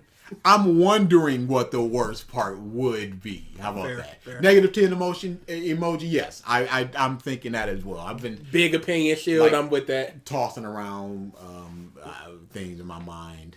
Happy to be here emoji. Happy to be here. That's one. That's a good one. Happy's easy, and then a letter 2. I mean the number 2 be here, and maybe like an arrow. Yeah, that's a good one. We're gonna workshop some of them, like because we're not design people, and I don't know exactly how good that is with emoji design. Hey, he did great for the Twitch. Yeah. But these are going to be words and stuff like that. So they have to be recognizable enough that's like, bam, that's instantly what it is. We all know what it is. And it has to be legible enough for the people who don't know what it is. Yeah. Maybe first-time viewers or people who haven't checked in a while. They see it and they're like, okay, I can easily read that. Instead of just having the instant, oh, that's a blue shield, so I know what the blue shield means. Individual rage emotes? I can see that. Yeah. That's a good one. Rage emotes. Man, we could probably always also just put the debt depressed DA one because I love that one so much. We might just throw that one up there. Buzzwords, that was another one. Have you seen the Sonic 2 trailer? Absolutely, it looks pretty good. Yeah, it looks really good. I like Knuckles. I like how think I need your power. Wham! And Tails looks better, not as orange. Yeah, I'm looking forward to hitting, it. As always. Yeah. Theme emote. I can see a theme. Something with theme. Yes. When are memberships available? So the process to enable memberships is we have to pick how many tiers we want. Then we have to submit our emoticons, and then we get members. Yes. So we have the option to do all that right now, but we need to figure out what we're gonna do with it. Yeah, and I don't know the process of like taking an emote out and putting a new one, so I don't want to just haphazardly throw up 4 so we can hurry up and get members, and then it's just like you gotta wait a month or 2 months before you can exchange them. I'd rather get a solidified amount now, and then as we grow, we can do more. Maybe a no way emote where it is someone with a big mouth and open eyes. That could be good. Yeah, something like a shocked emote. Yeah. Okie doke in Comic Sans. That's not bad. Did you guys do homework the last time, or are you guys doing them for another time? All homework is going to the fan stream in 2 weeks, where we go through a lot of our fans' works and stuff. We're going through Triton's document. I should probably start just linking those in the descriptions of all our videos. I told you to do that. Yeah, I forgot to. Okay, I'm gonna start doing that. So yeah, we're doing that. I'm reading Jay's story that they sent me. We're probably gonna do a quick meme video he sent before. Debt his pictures. Yeah, the top 10 debt pictures, and probably just filling the screen up constantly with a revolving debt pictures type thing. A couple things we're planning to do for the fan stream, and then also anime sins and wins. Oh yeah, anime sins wins, that type of stuff. Yeah, we're doing a lot for the fan stream. So, and that's gonna be on the 1st of January in 2 weeks. Don't know what we're doing for next week. That's nebulous. And then the week after that is gonna be the longer Drizzt stream as well. So we're gonna get through hopefully Red Island and a little bit of Punk Hazard. Hopefully. Y'all get a chance to read the whole Horse spinoff yet? Nope. Not yet. I want to. I feel like I'm gonna read all the spinoffs at once. So Purple Haze feedback, all that type of stuff. I'll probably just sit down and just do it. Wano and Manga have 4 female characters that I always can't tell the difference between them, and one of them is a dude. Yeah, it's really hard because Oda is very basic with his female designs, like facially and stuff. In fact, I think it was not Okiko, but the one that likes Zoro, the one that was sleeping next to Zoro. He was just like, that's the first time I've drawn eyebrows like that for a female, like a downturned eyebrows or something. Yeah, Oda has said before that if you ask him to draw a woman, he can do it. If you ask him to draw an attractive woman, he can only go by what he's attracted to, and it's going to be very, very limited. Well, I'm not finding anything about removing a emoji or switching it out. Yeah. One of those things we'll get to then. Fire Force or Bounce Arc?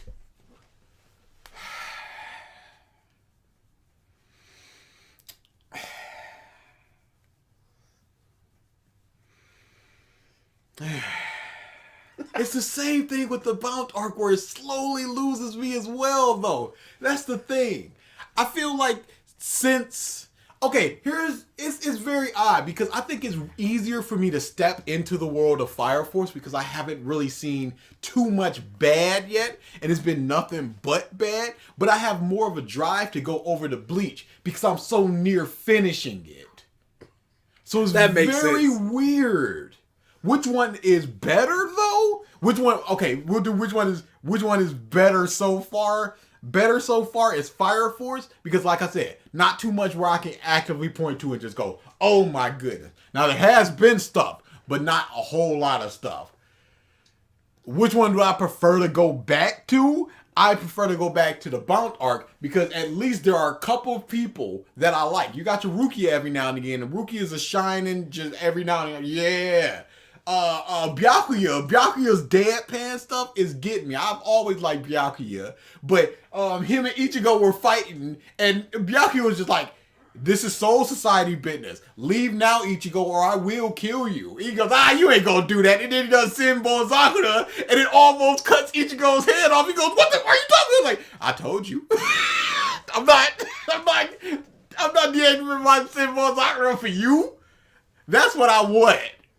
That's the stuff where I'm just like, yeah, boy. Oh, hopefully don't start giving us money. Oh, there's super chats? Oh, yeah, everything. Turn that off. I don't want super chats. I'm going to turn that off.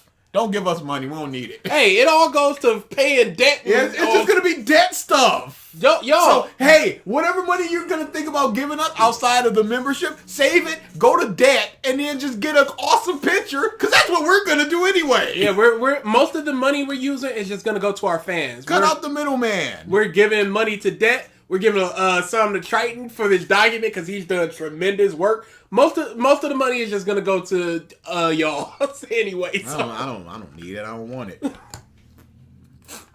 need to turn it. I don't care. Just got back. Did the video get any better? Oh no, it got actively worse. Yeah, but we're getting it to active content. But the only issue is that we are it's in synopsis land, and we know how we feel about synopsis land. It's just sitting here, just going, yes, Drizzt. That did happen. I was there. I read it. Thank you so much, Drizzt. That's for Bricky. Yeah, you owe us.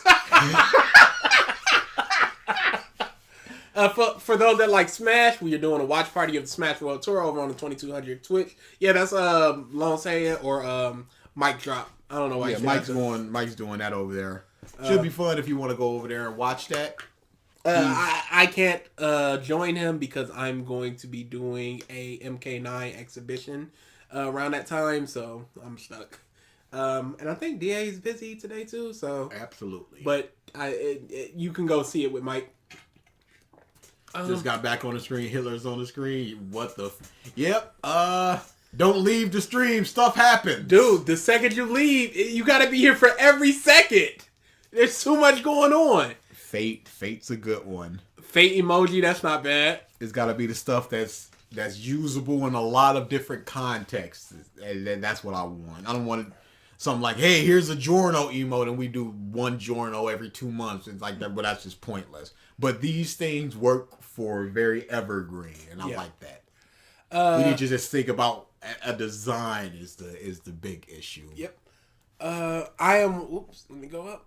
I'm watching the Naruto movies. They are so bad. One Piece Z is so good. Yeah. If you're interested, next week or maybe the week after sometime, because we need to figure out exactly when. Christmas and New Year's and all that stuff. Yeah. It'll be sometime. Hey, the theme of the channel is, hey, sometimes we just do stuff a little bit after what we're supposed to do. Because tomorrow I'm going to finish up We'll get to it when we get to it. Yeah. Tomorrow I'll finish up DA Simber, the game streaming part with Knockout City. It's a dodgeball game. It's really, really fun. I really enjoy that game. So I'm going to play that. 5 or 6 o'clock, whatever time that is. And then the week after or the week after that, Det had suggested a Naruto movie watch, and what the one next is the Tower of Prison. From what I hear, it is the worst one. Yeah. So we're gonna get some people in the Discord, get them all together, put them in a watch party, and we're all gonna watch it together. So if you want to get in that, I see you're in the Discord. Hey, we're gonna set up a time. We're gonna watch it together, and we're gonna watch that one, and maybe we'll do something else. Maybe we'll do like a dumb filler of Bleach or a dumb filler of Naruto, something that's funny, because that's just an hour and a half. Maybe make it a little bit longer, depending on how much time people have. But that's the plan. Yes, those Naruto movies are horrible. One of them got a C from me. One of them got an F. I need to go back to the pre-Shippuden times. I remember the one where it was Lee, Naruto, and Sakura, and I remember that one being almost nothing. I remember the movie Prison, not the movie Prison. I remember the movie Star Lady, and I don't remember anything else about that other than that was the one where the Rainbow Racing guy happened, and I don't remember what happened in the other one, so I might have to go back. Mm-hmm. It was pretty neat. Part 6 one just went up. Oh, for the whole horse thing. Yeah. Like I said, I'm going to read them all like in one big old batch. Because I've been stupidly going through manga. It's gotten to the point where, so I work from 4 to 1. Basically, it's 4:30, 1:30, but basically 4 to 1. I'll start reading a manga at 1:30, and then I'll look up and it'll be 6 a.m.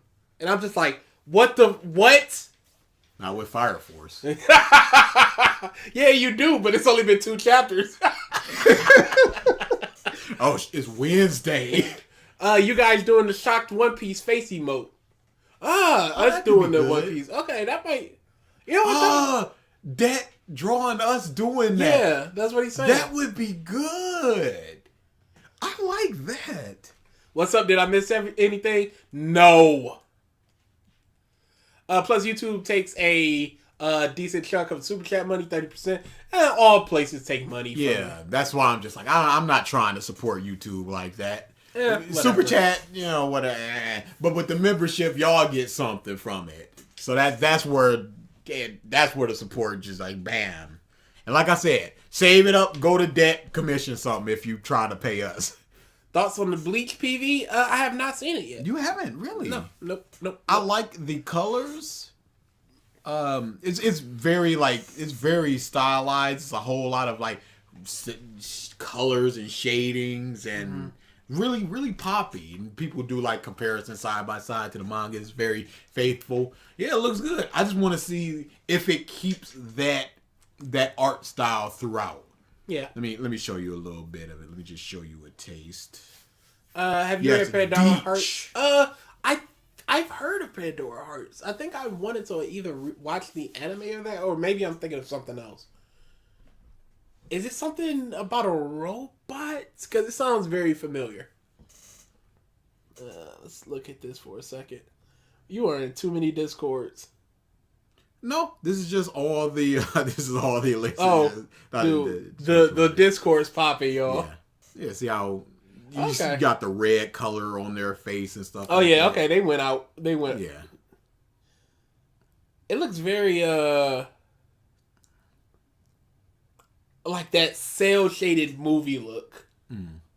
But yeah, it looks good. I'm just wondering if it will keep this look throughout, Okay. or if this is just the big Sasuga awesome moments. But yeah, I shan't be watching it because it's Bleach. I'll keep my ear to the ground to see if anything has changed, because I don't think that the 1,000-year blood war, as it stands in the manga, is suitable for air.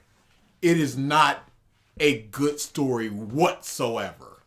So hopefully, What? Kubo. No, we lied. Remember that video? People lied about Bleach. Oh yeah. Oh my goodness. But yeah, if Kubo is also involved with it and he's changing up some stuff, adding some stuff, maybe that's when I'll poke my head in. But as it stands, I'll just look at it from afar, and I'm sure people are gonna jizz all over the awesome clips that are gonna be shown. Of course. So look at this flowing animation. None of that for me. I'm not trying to watch Bleach. Not in the year of our Lord 2022. No sir. I'm dying at the fact that there's someone I'm chill with Twitter, but I noticed they shit talking me like I'm the boogeyman to others for my P5 take. That's so funny to me. Yeah, people will go hard on you for a take. You gotta watch yourself.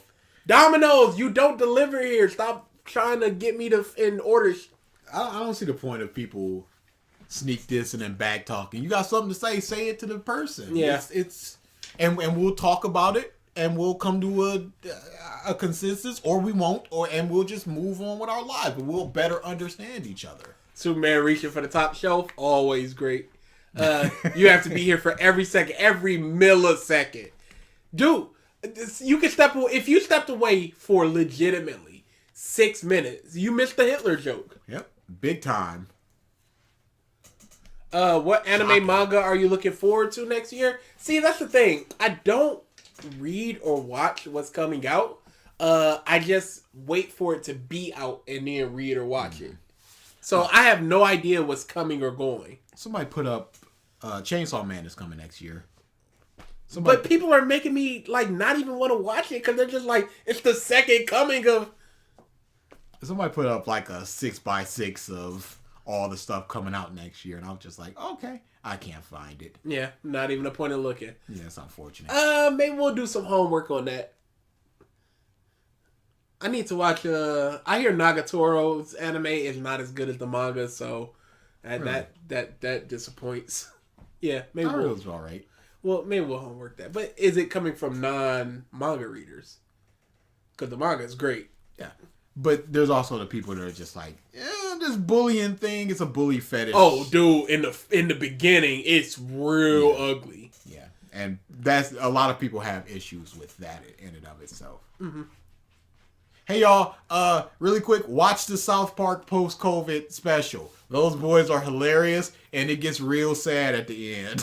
Oh, dude, people are hating it. I do, too. Oh, no. All right, I need to watch this.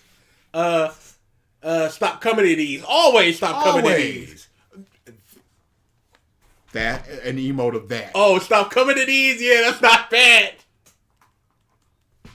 I like that. We're getting a lot.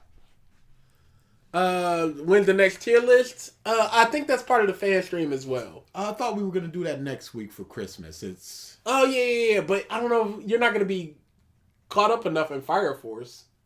And that's the whole reason you're reading Fire Force. I can get... Can you? I can try. All right, we'll see based on we'll have him read something Monday. Like we'll use Monday as a barometer of whether you can how catch up. far I will put my head down and I will do as much as I can, and that will show how much I can do. Because I think I'm on chapter 50 or so. It's not enough. There's what, 300? It's not enough. I can do it. You're about to get into the character Chris super hates, who I am starting to really hate. And around chapter 180, 200, no, it's a war arc stuff. Oh, great. That's just the war arc. Great. Stuff. Just prepare for an arc of terrible. So, if we don't do the tier list, then what are we talking about for? We could play the bomb game again and just do it on the list exists. We could do that. And then we can have people come in if they want to. Uh-huh. Yeah. Keep an eye out on The Twitter, Discord, and community posts. and community posts. For what we're gonna do via it's either gonna be the restructuring of the shonen tier list, Which I might drop some of them out of the tier list at this point. maybe a food tier list, something like that, and something like the worst people, the list of people that we've done or revisited. Yeah. Something like that. We'll do all that, and or we'll do. There's a great game called Keep Talking and Nobody Explodes that me and him played last week over on Twitch. It's very good game, and we can play with. The promise was to play with anybody in the audience that did want to play, but as a joke, the stream ended abruptly. Wasn't no joke. So if anybody's interested, if anybody's interested, we can go through that again. So yeah, just keep an eye on those three things and to see what exactly we're doing on Christmas. What do you guys do for your jobs? You don't have to answer if you want. Just curious. We're both training for things. Yes. I'm training for computer programming, but right now I'm just an agent chat and like let's say you go to a website like a Walmart or something that goes click here for help and you chat with a person. I'm one of those types of people. And I am training for a Security Plus certification. For a year and a half, I was a call technician over at a company called Logicalis. It was just a basic IT tech company. Ring, hey, help me fix my computer, that sort of thing. Hated it. Really hated it. And left it, and I'm unemployed right now, and very happy to be so. Yeah, dude. I had to take them in 6 months off from my last job, and it was delicious. Refresh. But yeah, I'm very near finishing that up. I finished all my there's like online courses. I finished those up. Right now I'm just studying up and I'm planning on doing my test and then finding a job in the security field. If not, I can always just go back to What you were doing. what I was doing for a while until I find that sort of job. But yeah, I don't want to because I don't like particularly talking. Yeah, that's why I'm so happy with the one I got because I'm just typing. Yeah. I ain't got to talk to nobody. I'm so happy with it. Yeah, because I was just on the phone for some... I used to do 10-hour shifts, and I was on the phone for just some 7 hours straight helping stupid people. Dude, people are the dummiest. Doing just constant things. Some of them was like, how do I use my DVR? Hit record. Oh, all right, thanks. Okay, thanks, buddy. Thanks. So yeah, I'm studying for computer science stuff. I want to do full stack. Right now I'm just doing front end, HTML, Java type stuff, CSS. Eventually I'm gonna move on to other stuff. But it's all like self-learning. So I'm just going at whatever pace I want to. Yeah, that's the same that I am. Yeah. So I'm doing a bunch of flashcards right now, memorizing stuff. And the security stuff that I'm going into is just companies, it's phishings and things like that, helping out with viruses and crap like that. That's what I'm going into. Yep. Good paying stuff. Hall of Fame emoji. That could be good. Yeah. Yep. Just write it down. Could go hand in hand with the -10. can you open your private list so that I could choose a video? No, pick any video you want, Every. If we've seen it, we can absolutely do it. If we haven't seen it, we might watch or read it. It might take a little while to get to, but we'll watch or read it as long as it's something that is isn't too far out of our world. I mean, I can always just throw what the list is currently on the Discord. Yeah, open that up for an hour or so. Or you can just pick your own video. It's either or, but yeah, remind me sometime within the next hour or so if you're still awake. I know you're in Russia, I believe, but if you're still awake in the next hour or so, just remind me, hey, yo, give me that list, and I'll throw on the list on the Discord, leave it up for an hour, and then I'll just private it again as I want to do. Mm-hmm. DNF Duel and KOF betas are out. Get on it, y'all. Dude, KOF was great. I've seen some DNF duel. I hear stuff, it's I'm like, fantastic. wow, that looks really good. Much more simplistic type of fighting game stuff. Yeah, I feel like people are really gonna get into that. Hey, for y'all, all I know the 1,000-Year Blood War is amazing. Hey, Gavin, stop being a coward and get to it. Then you can't say that. Shut up! I'm lambasting him. Then I can accept whatever you're gonna give me. Stop pivoting over to Ruby and finish what's on your plate. Alright? Finish your beans and then get more beans. Don't pivot over to another plate of beans. Alright, Gavin? Finish Bleach and then we can have this conversation. Alright, Gavin? Okay, as I was saying, you can't say that while you're reading Fire Force 3 chapters a clip. So what? You can't say that when you're on month 4 of the bounce arc. 4? It's been about half a year legitimately.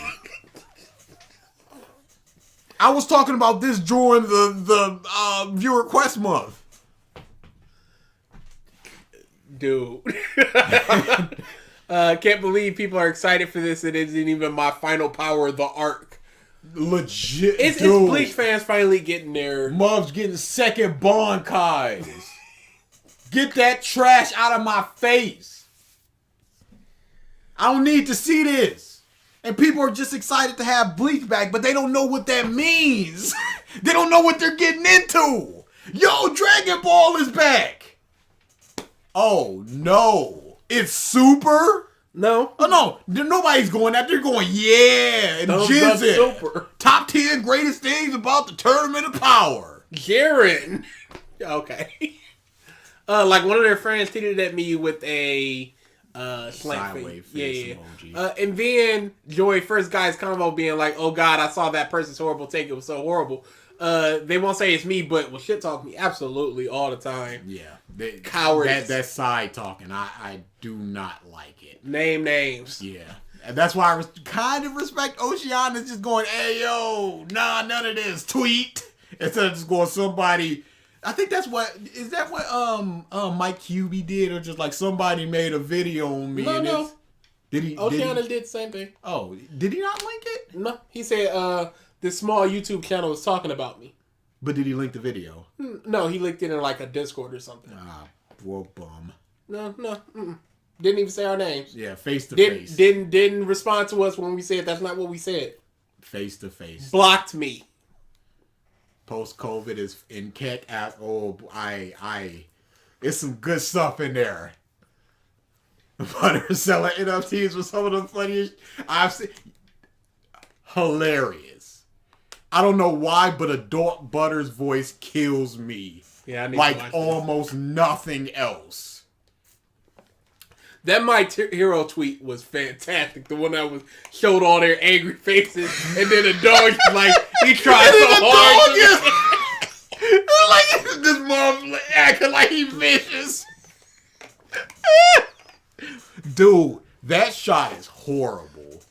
Why would I care about some angry face sugar rush?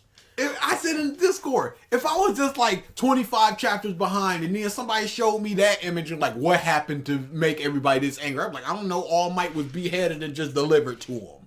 What actually happened? Oh, basically nothing. This is not warranted. It's not earned. It's just, yeah. Froppy mad. Oh no, frog! It's frog time, I guess. Man, stop hating on the Bleach guy. Not even the man didn't the stop hating on Bleach guy not even get to the Blood War. That is exactly what happened. He was like, I ain't even finished Bleach. Oh yeah, I remember that. But y'all need to stop hating on Bleach. But I ain't finished that. I'm not watching it. But don't y'all. Nagito's Man, that video was horrible. Yeah, we gotta speed through these a little bit. Nagito's was better. I hated Kokichi's. You know what? I like the actual trial, but I hate Kokichi so much that it's just like it detracts from everything. How about you guys doing Robin as Usopp Scareface for the remote? That might be good. It might be good. What do you think of DNF Duel? I haven't played it yet, but I hear very good things and it looks good. Have you seen Danganronpa S? I want to play it, so I haven't been seeing anything on it. Yeah, same. Don't multitask your beans. Finish beans one at a time. Bean and then beans. You can't combo into beans. Ooh, Stop linking beans. Big 3 arc tier list. Ooh, That's good. oh, that's a good one. Yeah. Write that down for some homework. Then we might be in there for that one. Homework. I'm not a huge Bleach fan, but having to cope with Ruby is fucking disrespectful. Glad that my Orochi team is back in KOF. I'm mad my boy Kenso isn't in KOF because I want Athena and Kenso. That's my people, but Athena's in it, so I'll work with what I got. Is Mature in it? I love Mature. Good night, guys. I need to be awake in 5 hours. Oh, go to bed. Go to bed. Don't stick around for this. Why you here for this? If you got Always. 5 hours to sleep. Dude, these people be like, I stayed up for this. It was my birthday. What are y'all doing? He gonna wake up in 5 hours just like, dang, I'm tired. Hey. I was awake for Drizzt. Hey, I slept 5 hours. I slept 5 hours last night. I got a good one. I don't know. And I'm gonna sleep another 3 because I gotta wake up for Spider-Man. I mean, what's stopping you from going to sleep at a reasonable time? Oh yeah, I'll just close my eyes and go to sleep. It's that easy, isn't it? Just like I could just open up my tablet and read Fire Force consistently. It's that easy, right? It's just do it. Very cool how everyone's water under the bridge, even though French Laser is basically responsible. Yeah, absolutely. Yeah, everybody's just like, yeah, no, it's fine. And Bakugo pissed me off so much because last chapter he was just like, dang, it do be like that with the quirkless muffs. Now he's just like, you almost got us killed. Like, this is within minutes of each other within universe. Why are you acting like this? Maybe So that the people, that the fans, the bums get their, Bakugo development. And they also get their, Bakugo funny angry man. Making pancakes emoji. That's too That's too specialized. specific. That's too specialized. You would need to know exactly what we mean by the making pancakes thing, and then tie that back to whatever's going on within the video itself. It's a good idea, but it's it's just not generalized enough. I'll tell you something that could work. Cause cap means lie. Cap man just pointing to his cap, a bunch of hands just touching his cap. That might work for something. I'll write down something with cap. Does the Discord get a lot of fighting game fans? I want to do some set. Gavin is always looking for somebody for Blaze Blue tag team. I am I say former because I have no fighting games to play right now, but once I get one, I'm back in. I'm a competitive fighting game player, so if you have a fighting game that Myself and Mike, we play Smash. Yeah, like, just tell me a fighting game, I'll brush up on it, and I'll play some sets with you. I have no problem with it. No mixing beans, tell that to the 7-layer bean dip. Wait, Yeah, you don't know that's the thing? You've never heard of 7-layer bean dip? You've never heard of a 7-layer... No! In your life? You've never heard of a 7-layer bean dip? That's too many beans! It's a lot of beans. Why do you need that many beans? I think it's a bean dip with 7 layers on it, not 7 layers of bean. Yeah, no, that's a That's the actual thing. It's not like 7 beans and it's a dip. Oh, okay. Refried beans, guacamole. Yeah. Okay. Oh, I thought it was just like pinto, green beans, black beans. I thought it was just like, and then you just pick up a Pringle and just scoop up 7 beans and eat it. I was about to jump out the window.